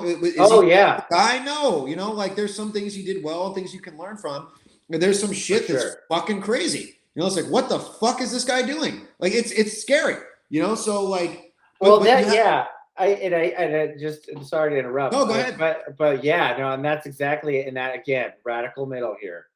When Trump came on the scene, I was totally refreshed by him. Like, this is refreshing. Here's the guy debating and just called Jeb Bush a nickname. That's hilarious. It's hilarious. It was hilarious. It was funny. The guy is funny. He's got a good he just did it. He's a guy. This is admirable. I don't care what people say. It's admirable to come into a situation and do it your own way. It's ballsy. Everything else be damned. It's ballsy, and I think that's an appeal too. I think that was a big part of him is here, you know, because everybody has a fantasy because of the slow working the way politics works. And why don't somebody just come in and just slap these people around? And you know what? Donald Trump did that. He did that. He did that with the Republicans first, and then he did that with the Democrats. So I think that was a big part of his appeal. Like a lot of people who maybe don't get into it, they saw that and they were like, oh, here's our guy. You know? Yeah. And if you're a conservative, he did a lot. He followed the line there. Yeah. I mean, he followed the party line there. I mean, he got conservative judges that everybody on the right approved of anyway in Supreme Court, and got 3 of them. I mean, well, granted, we got lucky that a lot of them died, right? Yeah. All advantage of circumstance, certainly. Yeah. But he did appeal to and was effective for that agenda. And so I get that too. And again, I guess if we're going into it, it got lost for me, and where I have a very strong opinion about is the election. They're claiming it was fraudulent without the evidence. Now, again, if you're a conspiracy theorist, or maybe you're not, or maybe you're someone who's well informed and I'm not, and you're saying it was rigged, then and you have the facts and I don't. Maybe you do. I don't know. I'm not at that level, above my pay grade, all that stuff. But I didn't see it. And so to undermine the democracy that I signed up to, and I'm playing the Marine card here, that I signed up to defend and lay my life down for, and that's being dramatic, but it's true. And that's what every other service member did too. They signed that little contract saying they'll die for democracy. And for that guy to undermine it because of a lie, if it was a lie, maybe it wasn't a lie, but I think it was. That to me was the deal breaker out of all deal breakers. No, that whole episode. Oh man, like, well, that's why, and it's a reason why people are sensitive about it, because people get real hostile about it, and that's where we're headed towards scary ground. You know, it's like, oh my God, like. But it's interesting because I'm a veteran, right? And I was a Marine, which arguably is the most like kind of hardcore of the veterans, maybe whatever. But I'm pretty alone in that, or I have a very small community I'm in a very small community of veterans that is offended by that, and the rest are not. They think Donald Trump's the man. Okay, well, they're willing to. Let's talk about that. And anyway, sorry. Another podcast. No. Well, no. I mean, God, dude, you could talk forever about Trump. I mean, fuck that. Yeah, their whole ratings were based on that guy. But well, let me ask you. You know, do you get people? Do people come at you and they're just like, man? do they come at you a lot with evidence and they're like, hey man, this is it, Jesse. Come on, can't you see this? And then you look at it and you're like, I'm not convinced. I hear your evidence. I'm listening to you. And I'm not really convinced. If you want to go the conspiracy road, I mean, this is where, radical middle, baby. I mean, in my experience in working in these areas, like, man, to pull off that kind of a conspiracy, like, Jesus Christ, you want to tell me that in a country of 350 million people, you've got judges in every goddamn courthouse, or the majority of courthouses, bought and paid for? You've got, I mean, everybody's marching to now. I think there is strategy that comes out. There's leadership, Sure. And there's strategy, and there's an agenda. There's a Democrat agenda. There's a Republican agenda. But you want to, and I do think there, God, conspiracy theories, because there is wealthy elite. There are energy groups, and there are billionaires out there, and there are people that go to Davos, Switzerland, and they do influence, and they try their damnedest to influence our lives. But so that part is real, and this it's funny you bring that up. I remember during the so I'll play a little bit of the other side here. Like, I had big issues with the lockdowns. I mean, I'm just like, ooh, this is, you're running into dangerous grounds here when you're shutting everything down. And I had people tell me, people would know my opinions on that, and then they would send me these, agree with me, like on Facebook or something. They send me this message of this huge conspiracy, and like QAnon type stuff that would go so deep. And I would just be like, wow, we agree on this lockdown principle, but all this other stuff, I'm like, I don't even know what to say, and I'm like, if you've got an opinion and you're going to go into this conspiracy stuff, like, it'll never end, it'll just, yeah. So if all that's true, then the entire justice system, the entire military, everybody's fucking, where, it's just a total corruption. Like, everybody's corrupt. Like, where does it end? Yeah, it's hard. It's definitely hard to argue with. Again, back to the whole point that I think we started with, which is, hey, I'm not in those circles, so I'm not sure I can speak, truthfully about that stuff, because I'm just coming with an opinion. And it's also not to say, like you mentioned, there's deep pockets around the world. There's definitely, like, groups that seem to exist that influence things and sway the world. I don't think it's a secret, though. Like, I don't, like the World Economic Forum and a bunch of billionaires, like, that's not a secret. Yeah. And so it gets tough there, because I don't really know what to say to that, because I don't know. I don't go there. Yeah, we don't know. I think it's possible. I think it's possible. And I think the trouble is, at my state in life and where my level is, I guess, on that spectrum, if you make that argument, then we're probably done talking, because I'm not going to add any value anymore. But I also would say, hey, for you to say to me that you're privy to that information, I'm suspicious of that, because how do you know what goes on? If those circles do exist and they are swaying things, and I think we're saying there's probably an element of that, an element of truth to that. But this guy at the bar telling me that stuff, I would be highly suspicious that he's privy to those conversations, and therefore it makes me reluctant to take you seriously. It's and this is exactly what we're talking about with the radical middle. Nowadays, this day and age, you go to a bar, and instead of talking about the game or talking about music or talking about whatever, now you'll sit down with a random stranger and you'll have these crazy conversations. This is something that's new. This is something that did not exist. Now, kind of back to my original question, why? Where did this come from? And this is a big part. So the lockdowns are if okay, this is where I think there's an element to question things where it's like, okay, if you saw a division in the country and you saw people becoming more extreme and you saw people getting more agitated and more divided, if you wanted to make that worse, you would lock everybody down, and you would keep it going, and you would drive everyone insane. To me, that's where no. Again, you've got the whole. I am not saying that COVID's not real, and I'm not going any of that. I'm not saying any of that stuff. And we're not. I'm talking about the decision. We're talking about the radical middle. We're talking about why people are dividing into camps. You know, did COVID came and then just made things worse, and a horrible tragedy.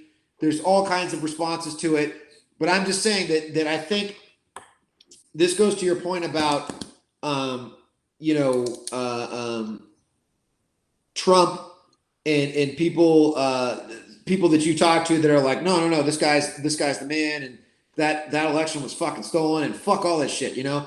And we're like, well, where does that come from? You know, where does that sincere belief come from? And I think after a year of, my God, being locked down and COVID and everyone's world being turned upside down, and we saw in the summer that we saw nothing but images of riots and unrest and looting and stuff like that, you know, whether you agree with it or not, that was the world we lived in. We lived in a world where everyone was locked down. Everyone was freaked out about the pandemic, and then now people are rioting and looting, and you're seeing all kinds of stuff, and they played that up on CNN and Fox. Everyone played that up, and then, you know, so it's just that's the atmosphere that this whole world comes out of, where it just becomes just this insanity, and it's just maybe insanity is too loaded of a term. But it's just so. I mean, when you think about what happened with the pandemic and the lockdowns in 2020, and that just the foundation of the earth being shook, it's just like, are we surprised that people have such extreme views? It's like we're in a petri dish, and they're putting the gosh, what do you call it? The catalyst. Yeah. In there, and it's just it's almost like a perfect storm or something like that. And it's like, you know, and then to further maybe your point, if you're like anti the January 6th Capitol storming, then all of a sudden you're pro riots, or if you're like pro you know, or the inverse of that. You know what I mean? Yeah. Where's the nuance? Yeah, exactly. Yeah. Like, why? So, why? Again, radical middle. Yep. Exactly. Radical middle. Hey, dude, we haven't talked about metal. We need to. Okay, so yeah, we're running along. Okay, so this is the intro. So this is why we're doing it. And obviously, to even dare to take on a task like the radical middle and this subject matter that we're getting into is obviously it's a huge task. So this is the introductory episode. If this keeps going, I mean, God only knows where it could go. It's great, dude. I'm fired up right now. I'm like on all cylinders, like want to talk about all of it. Yeah. And that's I mentioned before we did this that I wanted to talk about why I want to do this with you, and it's because we've had these. Well, I think we were doing Zoom calls before, and just how engaging it was to talk to each other. Now we may not have it on it. Maybe this is our therapy or something. And that's good enough for me, honestly. But not enough people maybe engaged in this type of activity, and that's something that alternative media casters, the recent exchange between Joe Rogan and Sanjay Gupta, which everyone has said that whole thing was blown way out of proportion, which I'm sure it was. Yeah. But they're like, look, actually, this was like a 3-hour conversation that was very civil. You've got people that are supposedly extremely different. And it's like, oh, well, you know, there was a point where they disagreed on, but it's like, you know, that the spirit of that conversation and that meeting was radical middle. It's like, look, dude, you've got people. Oh, yeah. You know, you've got this guy from CNN, you know, this right-wing podcaster getting together and like talking it up. That's awesome. If they get together and they have a 3-hour conversation, maybe more people should do that. You know, like you ever think about that? Instead of taking that one part of that one piece of it and focusing on that, why don't you look at the whole thing as a whole? You know, like, hey, maybe that's a step in the right direction. But yeah, my brother, like, likewise, right back at you. I mean, this is just crazy, and I think it's just two guys that are you know, we're living in it, and we're thoughtful to it, and we're sensitive to it, and we want to just talk about what's going on because it is crazy, and we're living in it, and but I wanted to say, so this is my point, is that not only was it very interesting and informative, but just, you know, just so engaging to talk with you, not only about politics, because we don't agree, right? We don't agree on everything. Not everything, no. But we can talk with respect towards each other because I think we both understand that we might come from it at different angles, and that's okay. Yeah. But also the metal. I would argue this. That you and I see eye to eye almost on everything with metal. I think that's actually where it came from. And that's why it's radical metal. Let's explore that. Okay, man. So let's shift gears. So that was the intro for people fucking A, going right to the heaviest possible. The only thing heavier than that topic is the music that we listen to. Yeah. All right, brother. So let's shift gears here. Let's go. Let's end on a positive note. What are you listening to, man? Talk to me. What are we doing something new? Are we? So I'll go through my phases where, and I'm kind of set in my ways about what I like, but I'm not opposed to discovering new bands. But I'll go through phases. You know. Hey, so is this a good time where I can get another beer? Yeah, and I'm gonna take a piss. Yeah. All right. And we'll edit it out.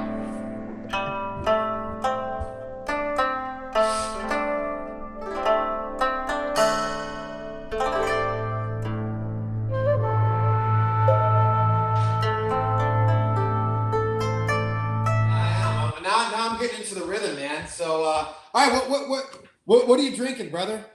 Oh, well, I'm glad you asked. Because I just got a. You see it? I see it. A tout le monde.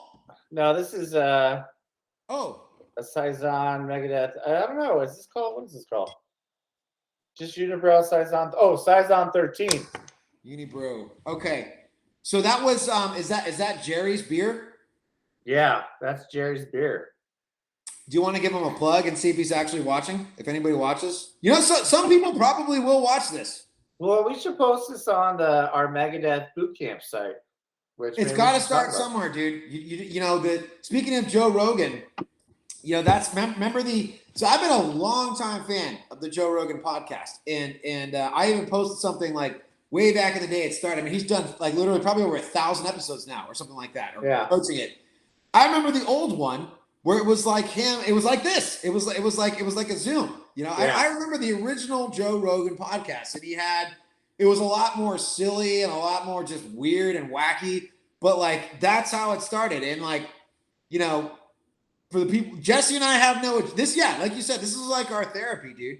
So whether it's 0 people watching, whether it goes nowhere, or it just ends up being this, it's just us sharing with you.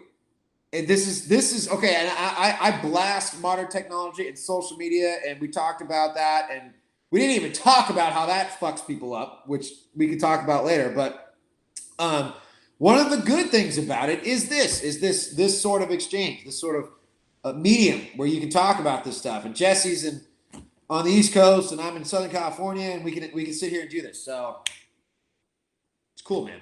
Yeah. But, anyways, so you were drinking that. That's Jerry's beer. I happen to have a Corona. Yeah. Well, you know what? The beer I drank before, and if I start slurring my words, it's probably because of this one. Okay. Is El Fin du Monde. So, or La Fin du Monde. Does that mean the end of the world? Yeah. So I think this was Tout le Monde. Tout the world, successful beer. Yeah. and Megadeth Beer.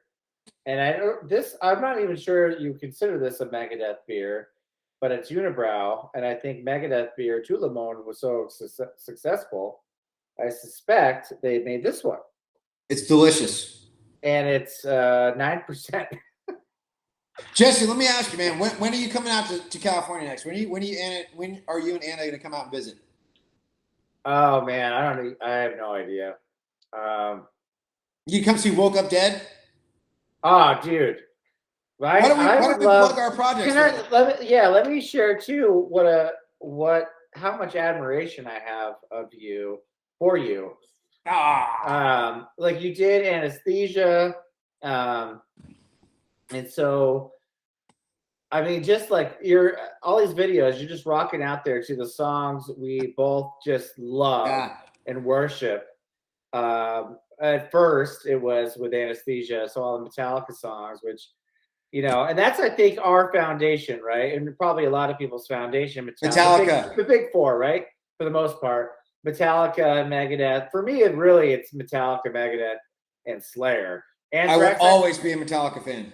Yeah, me too. And then you're like, you know what? I want to take it to the next level and do Megadeth cover band. And how hard is that to pull off? And for you to pull it off, not just you alone, but you and the guys, right? Yeah. To pull it off. That's just insane to me. Thank you, man. Because Metallica, like, it's not easy, but it's like it's manageable. Yeah. In terms, I'm not talking about singing. I'm talking about like the guitar work. It's hard and brilliant and awesome, but is manageable. Megadeth, dude, and then playing Dave Mustaine rhythm. Yeah. Dude, that you have all my respect in the world, and I will always come back to that. If we ever have a disagreement on this podcast, I'm gonna be like, yeah, but this guy he sings Dave Mustaine and plays Dave Mustaine. Like, so yeah. So I'm already there. I'm already a fan, dude. well, yeah. Now we get into the fun shit. So This is cool. Now, okay. So this is what's going to be our format. Is we're gonna talk heavy life and then heavy metal. Yeah. So yeah, I'm in a Megadeth tribute called Woke Up Dead. I was in a Metallica tribute called Anesthesia. Yeah, they're both awesome. I mean, those were my two bands.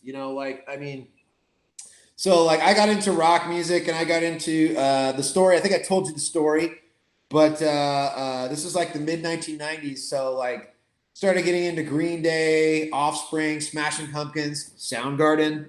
I'm also in a Soundgarden tribute, but yeah, it was more of the alternative stuff. So that was like that was more popular, like Super Unknown.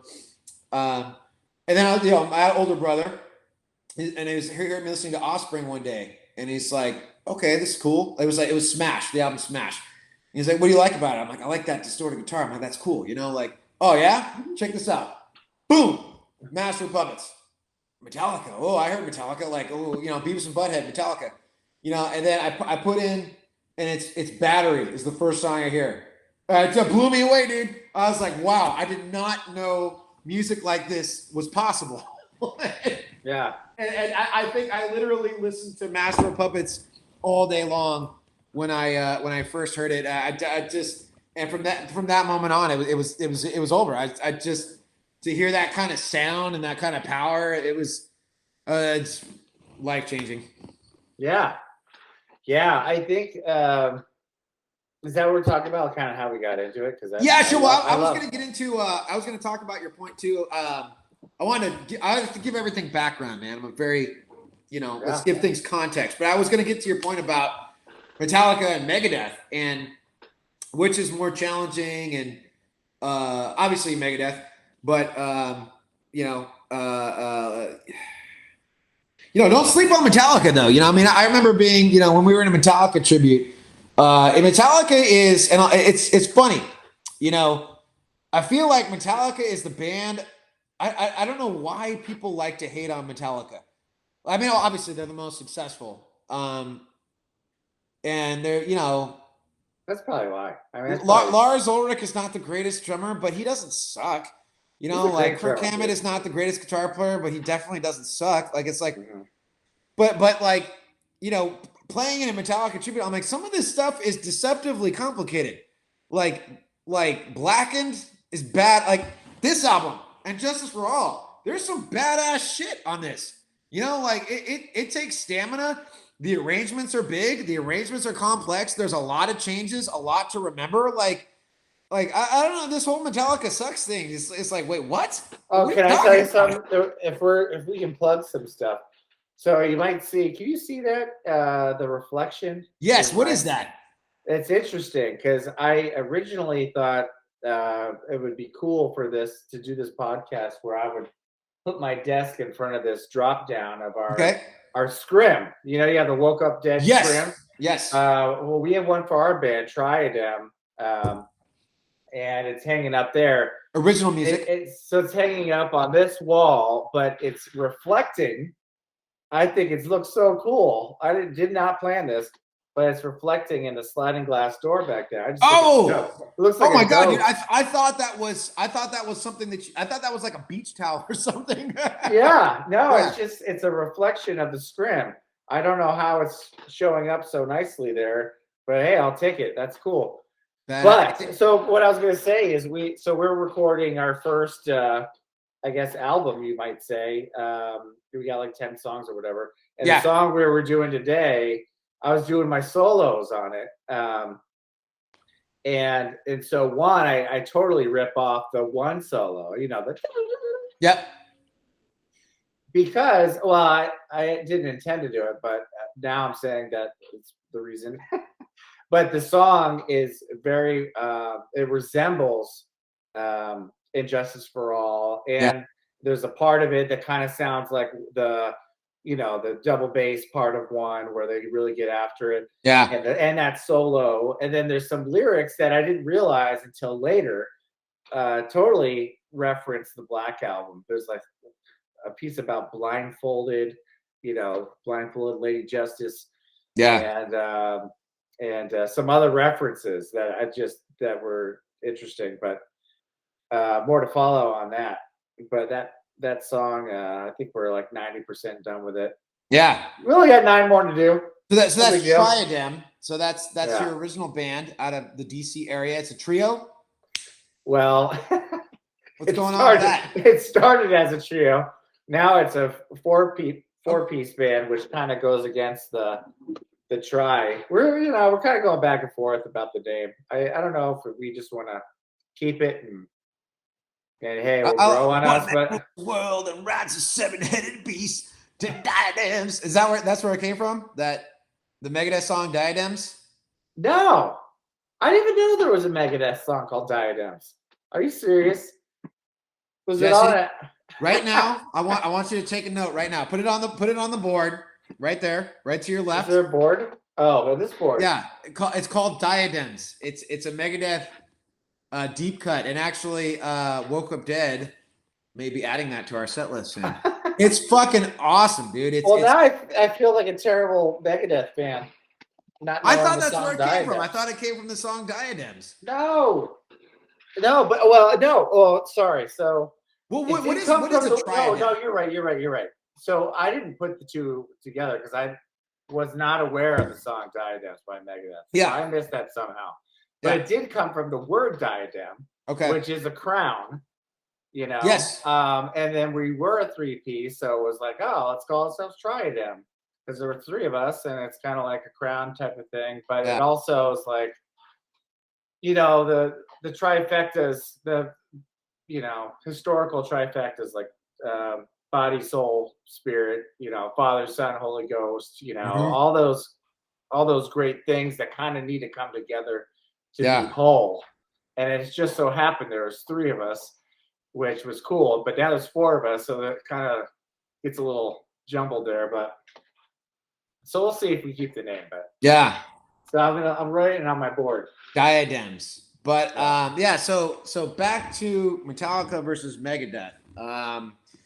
We won't do the whole comparison, but just from being in a tribute band to both. I mean, I mean, there's no doubt about it. Megadeth is much more difficult and challenging. But that's not to take anything away from Metallica. Metallica is awesome, dude. Like Metallica's got stuff that you need to pay attention to, like Fight Fire with Fire. That double solo's fucking awesome. Lots of stuff on And Justice for All, like Eye of the Beholder's got some really gnarly changes in it. So it's not, man. Let me tell you too. People are like, "Oh, wow, you sing and play Megadeth, like that's badass." I'm like, "Yeah, it's cool," but like, man, Metallica's tough to sing and play too, dude. Like, I had a bitch of a time doing Creeping Death. Like, to do that right and sing it, dude, that's not easy. Like, that's very difficult, like, and I cheated for a long time until I could finally get it, but no, I think it's a huge accomplishment to do either one, but I'm saying you did both. That's amazing. it's just and it's crazy, like when you're singing and playing, people do ask this, but you sing and play, right? Mm-hmm. Or, yeah.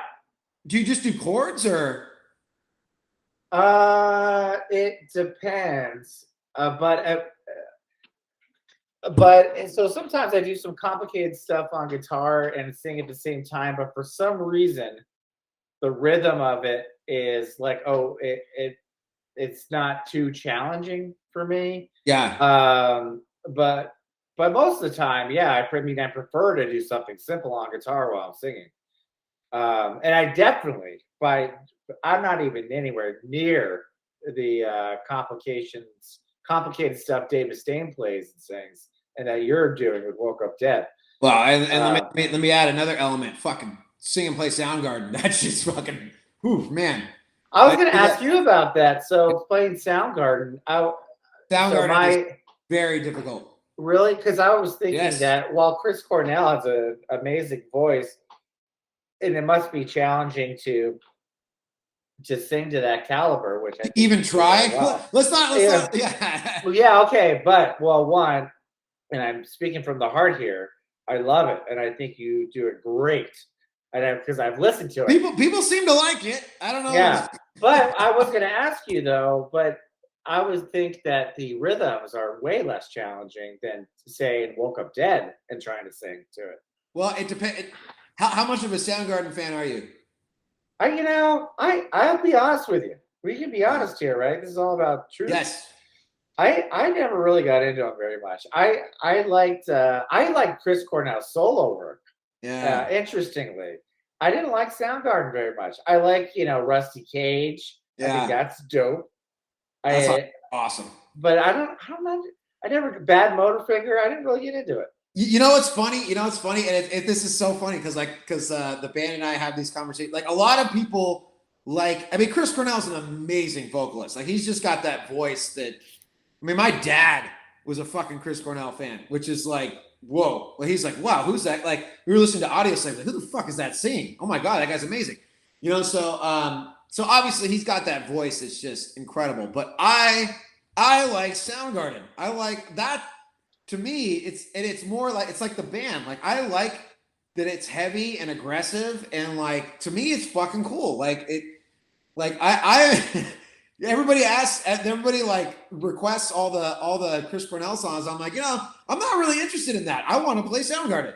I don't really want to do the Seasons and Audio Slave, and I'm just not, it doesn't do it for me. Like, it's cool, but like the interesting thing about Soundgarden, so like if you're judging the music by the hits, Black Hole Sun, Spoon Man, whatever, Outshine, it's not very difficult, and at least to the riffs themselves. But it's like, dude, once you get into the deep cuts of the actual material, like, dude, like, just Bad Motorfinger is a fucking awesome record. It's like a prog record, dude.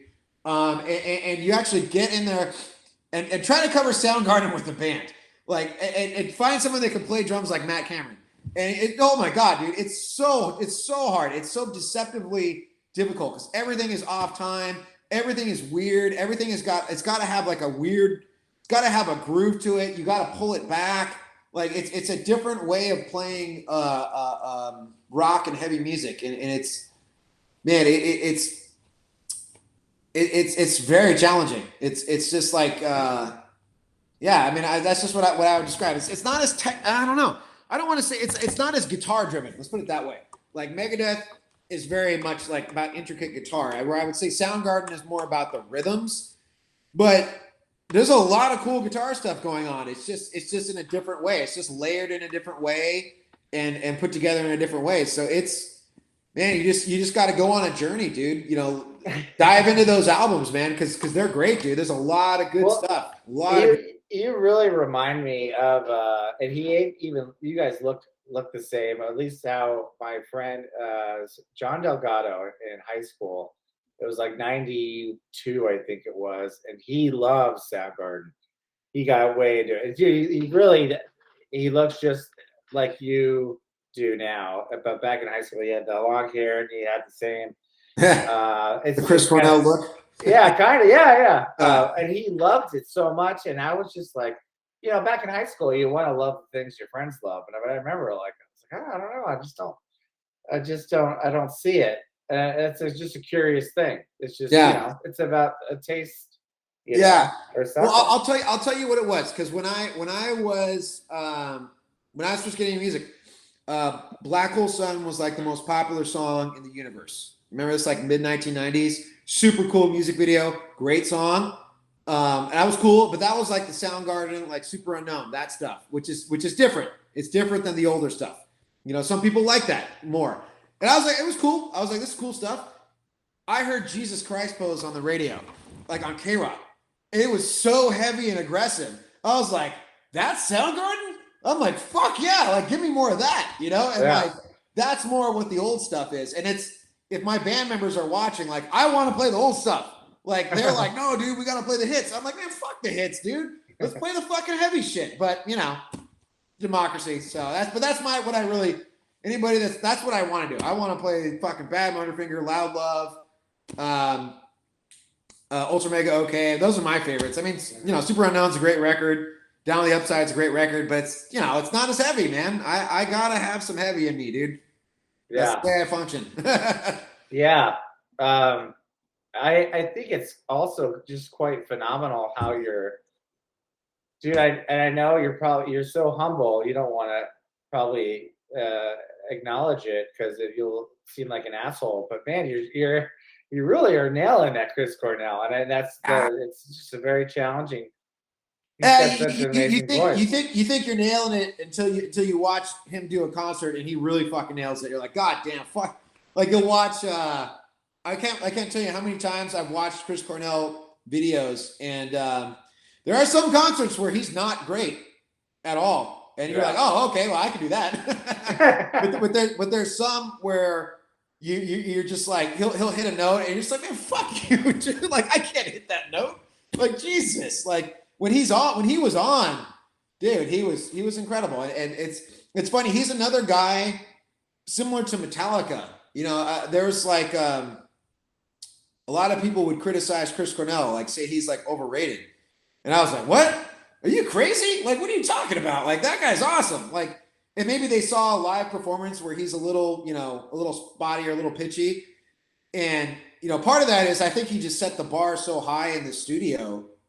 It's just insane. I tell the band this. They're like, oh, we got to play it like how it is on the record. I'm like, fuck you, dude. I can't do that. And like, he couldn't even do that. So it's just like, it's a little bit of realistic expectations. But that being said, you can find him on the internet. There are some outstanding performances that he did live where you're just like, oh my God, like he's like sober and he's focused and he just nails it. It's on another level. Yeah, another level. So, well, I'm thinking of it today when I was recording maybe like a 10-second piece of a solo, and when I'm playing it live and we're practicing, I hit it good enough, right? But when I'm recording it, I needed 3 tracks to get it clean for like 10 seconds worth of soloing, But anyway, I think it's interesting because I remember we had a conversation about when you were transitioning from Anesthesia, Metallica tribute, to Woke Up Dead, and how you were saying your voice it more naturally was more aligned with the Dave Mustaine as opposed to a James Hetfield. Yeah. But I think you never said it, but I think going to, not that you're transitioning, you're doing both still, right? Yeah. But Black Days with Chris Cornell, man, I think if there's a cover band alignment vocal, Wow, really? I think that's where it is, man. That makes me feel good, man. And like, cause I gotta tell you, man, I about Black Days and about trying to do Chris Cornell, I still am nervous about it, man. I mean, I'm like, oh my God, like I'm not a singer. I like doing it. I like doing, I can't say that now because I've been doing it for a while, but like, man, it's just, I view myself as a guitar player. Like that's where I get off on. And then like, I know the tribute world, and it was funny because when we played shows with Woke Up Dead and Anesthesia, everybody would come up to me afterwards, oh my God, you look just like Chris Cornell, dude. You got to do Soundgarden. And I was like, okay, fuck it. Let's do it, And, well, remember that bit when we did the Victory video? You were like, dude, you look like James Hetfield.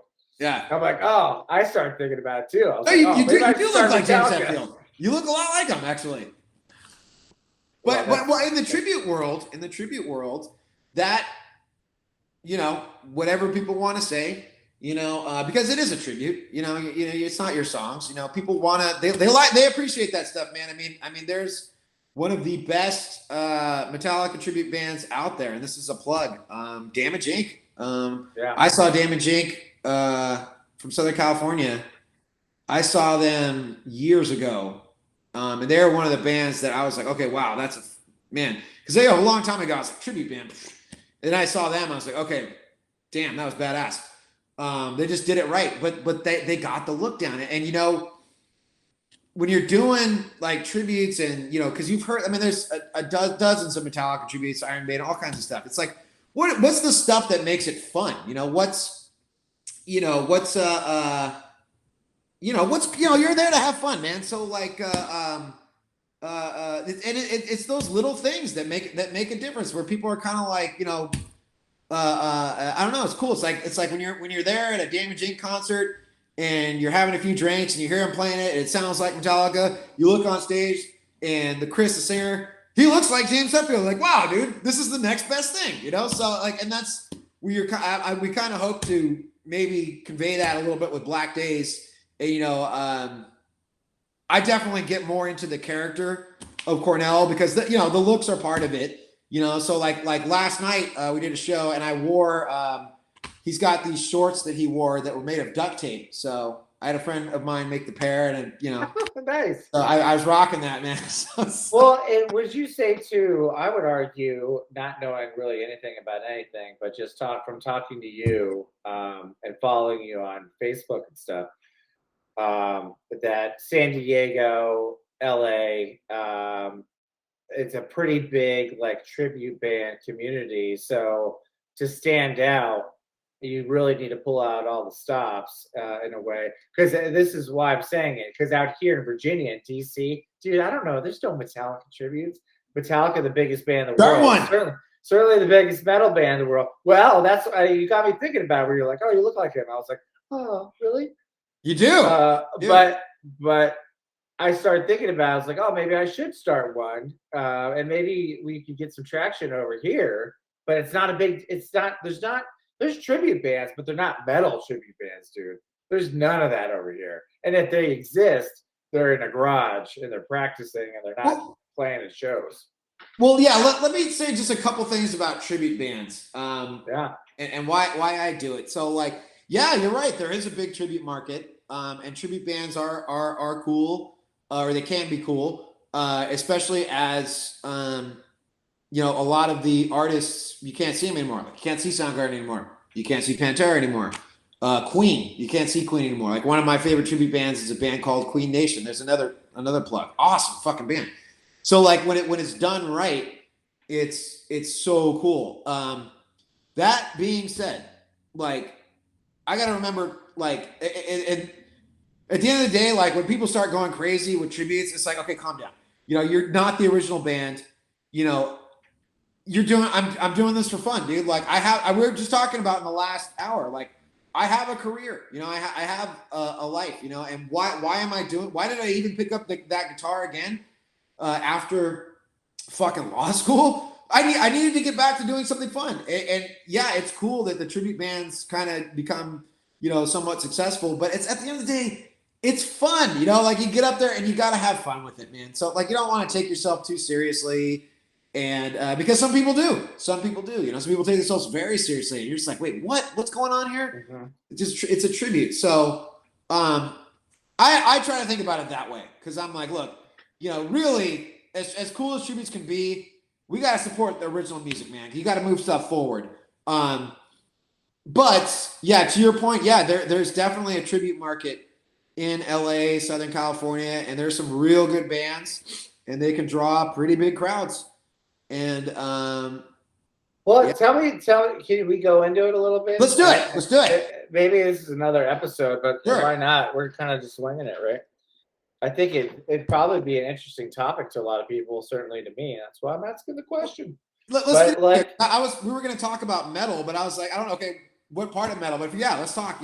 Yeah. Well, I'm curious how much tribute bands or how much money you're pulling in, and is it like in that area where tribute bands are raised up maybe a little more than they are? Well, at least my opinion, at least my perspective. I told myself that I would behave and not give away confidential information, but so yeah, I will say that established tribute bands can make a good chunk of change. You know, it's from what I know, it's not bad money. It's not something that I would, even for some of the ones that make a good amount of money, not something that I would rely on to make a living.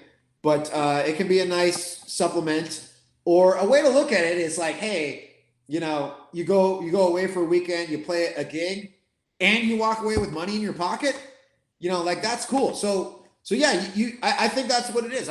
Because there are some gigs out there where you can make some decent money, and then once you start making, you know, decent money, then I think people take it more seriously.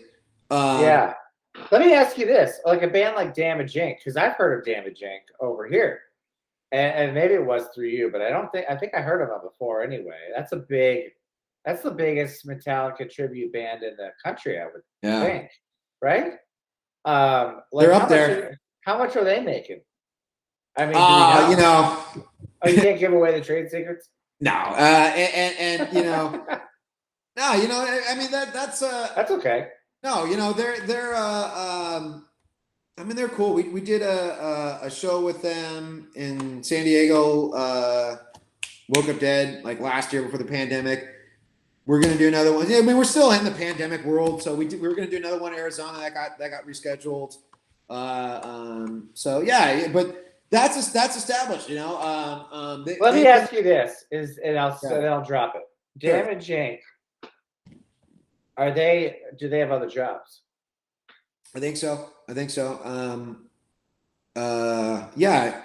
Just curious. But I think that some of them work in the industry too, and things like that. Like they're pretty connected. So I don't know. They're cool fucking guys too, man. I'm also like, you know, like yeah, you know. So it's interesting. You know, that's a good example, because I don't, you know, people. It's funny. People will they'll hit me up all the time. Like, hey man, you're Woke Up Dead, right? I'm like, yeah. They're like, oh, why aren't you guys playing with Damage Inc. all the time? Can you get us a gig with them? I'm like, yeah, it doesn't really work that way. Like, I mean, we've run into each other a few times, and I've gone to shows, and we have mutual friends, and we talk sometimes on Facebook. But like, they're kind of doing their thing, man. I mean, and it's, you know, I talk to them a little bit. They're like, hey, look, you know, we've just been around a long time. We've done a long, you know, we've been doing this a long time. And I think I asked them once, I was like, well, what do you think? Like, yeah, just keep doing what you're doing, man. You know, do it for fun, and the audience will grow, and eventually you'll make those connections, and people will come to you. And that's kind of starting to happen with Woke Up Dead a little bit. And but we had a year and a half off, dude, of, you know, 16 months of inactivity that, oof, man, that almost destroyed, you know, everything. So, but yeah, I mean, I think, but to your point, I mean, that's an example. I mean, there's other great tribute bands. There's the Iron Maidens too, all female Iron Maiden tribute. I mentioned them before. Queen Nation, fucking awesome band. Damage Inc. In the End, Linkin Park. So yeah, yeah, they've been doing it for a while, and you can make a good chunk of change, and I think Damage Inc. tours like regularly. So they got the whole thing set up, So it's I think that's kind of what you hope for. Again, but you have to be able to work it into your schedule. Could I go on tour right now? Probably not. So but yeah. Yeah, no, the only insight I have over here, I remember a few of us from work, just for fun, like put together a cover band, and we did when I was at Deloitte Consulting, we did an event at the National Zoo, and we opened for a Journey cover band. Yeah, and they were quite challenging to work with, but they took themselves very seriously. But they made a lot of money. There's a lot of that. Tons happens of money. In the tribute world. They were saying they make like 5,000, like that day at the zoo, and nobody. I mean, we had people because they're our friends, our colleagues, who were like up and like cheering us on. They didn't have any of that when they went on, but because it was only because we knew these people, but they made $5,000 right there. And the joke was like, hey, where's our money? Yeah. But just for 30 minutes of Journey. They only played 30 minutes? I mean, it was not long. It definitely wasn't an hour. It was like probably 30 to 45 minutes. Well, Deloitte was putting the bill, right? Yes. Deloitte's a big company, so. Yeah, you can. It depends on the gig, man. It depends. I mean, at your weddings, people can pay a lot to have bands at their weddings. Casinos are very good gigs. Private parties are very good. Things like that. So, man. That's cool. But yeah, man. No, tributes are they're a trip, dude. But yeah, it's man. It's just funny, man. At the end of the day, I'm just like, look, dude, I'm just happy to play music. I really am. I'll start to. Here's just one last thing on that. Like, there's some times where I'll catch myself getting frustrated at my bands or something. Like I'll be thinking about the set list or something, or like Soundgarden, for example. Like, God damn it, I want to play more old songs. And I'm like, wait a minute, I'm lucky to even be here. So like, calm down. So I'm like, all right, I'm cool with it. I don't want to get to that point where I start getting like frustrated or stressed out about it. I'm like, wait a minute, I have a job. Like this is like I do this for fun. So I'm like, oh yeah, chill out, Chaz. Like, well, it's kind of like this. I mean, like I have zero expectations. Like, I'm just glad we're doing this because it's. I think it's something we both enjoy talking about with each other, and maybe it provides some value to other people. Who knows? But. Well, you got to start somewhere, man. You got to start. Yeah. I mean, we've been trying to schedule this forever, and we're like, we just got to do it, man. Like I said, and I think I texted you, my favorite quote, maybe of all time, is clarity comes from engagement, not from thinking about it, but let's just do it. Yep. See what happens, Yeah. Yep. And maybe that's a good note to end on, bro. We can end on that, brother. Well, we got to save some for part 2 or episode 2. Well, I took some notes on some topics. Definitely there's some heavy life stuff and heavy metal stuff. Like I was going to ask you before we got into our little discussion about tributes. I was going to ask you about what you're listening to now, but let's save that. Let's save that. Let's save it for part 2. Yeah, what do you think we should do with this one? Should we? I don't even know what it's going to give me once we hit end. I'm assuming I'm going to get a link with the recording. Okay. Then I'm assuming that I can take that and download it, and then edit it on YouTube. Yeah, or I can just put it raw on YouTube, and then we can post it. Which I kind of think was what we should do, maybe just to see what's up with this first one. I don't know. Okay. I'm not sure. We can talk about it. At least like post it on like Megadeth Bootcamp and to see if anybody thinks it's interesting there. Well, you know what we could do. What I was thinking is that we probably should edit it a little bit, just like some of the Bathroom breaks, bathroom shit out. beer breaks. But what you can do is from some of the better podcasts that I see when it's on YouTube is you timestamp it. It's like, okay, you've got your intro, you've got your topics. Yeah. So people can be like, okay, well, I don't want to hear them talk about that, but I do want to hear them talk about music. They go that. So yeah. No, I was thinking the same thing. Especially like people might be very interested in the tribute conversation, right? And where that. I got more info about that too. I could always talk more about tributes. I just wanted to be very it's a trip, man. I just got to be professional. Maybe episode 2 we talk about the dirty secrets of tribute bands.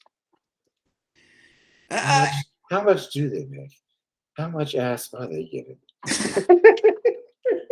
It's a trip, man. It's a trip. Let's put it that way. All right. Well, we'll see. We'll end this, and then I'll figure it out. Like in terms of I don't even know what how the whole recording is going to be delivered to me. I assume it will be a link to download, and then I can plug it into like iMovie, I guess. Yeah. And then edit it just like we did the victory video. Cool. Edit out the bathroom breaks and whatnot. And that's where we too could put some graphics in. There's some rough ones on iMovie we could use. Start with that. Maybe just keep it simple this time. Yeah. We got to write the theme song too, dude. Yes. Oh, well, that's another question. Do we not even want to put this out there until we have like that kind of stuff added to it? Maybe not. I think we should get the draft. Like if you get a link, send it to me, and then I'll probably watch it in bits and pieces, and then we'll see if it sounds, see if it makes any sense. Like I was trying to not ramble too much, so yeah, see if there's a coherent structure to it. It's the first one too, so it's going to be a little loose. But yeah. And I think you said you had put together some riffs for the song. Weren't you supposed to send them to me? I can do that. Yeah, I can do that. Or I could just play it for you, but some other times. But yeah. Hey, maybe that should be our outro. You playing it for the first time. Nah. What if I hate it though? Then I'll be like, oh. No. I had a few drinks in me. I don't want. All right, next time. All right, man. Yeah, but send me a recording of that, and I will. And we'll piece it together, and I'll let you know. I'll send you whatever comes out of this. I'm curious to watch it. We went for about 2.5 hours, man. So yeah, I'll send you the raw, right, of everything, and then what you get. If it's a link or whatnot, yeah. All right, brother.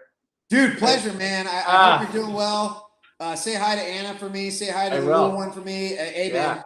All good. This is great, man. And I remember too, when I was going nuts during the pandemic, I gave you a call. I was like, dude, I'm not well right now, man. Can we just chat? You're like, yeah, let's just chat. And that was cool, man. So I appreciate that a lot, dude. So. Oh yeah, I loved it. I think that's where this probably came from. Yeah, I just need to get some good combo. Yeah. So I thank you, man. Appreciate that. I thank you too, my friend, and I'll talk to you soon. Absolutely, man. Good luck out there on the East Coast. Brother. Yeah, take it easy, man. Yeah, talk to you soon. Later. Bye.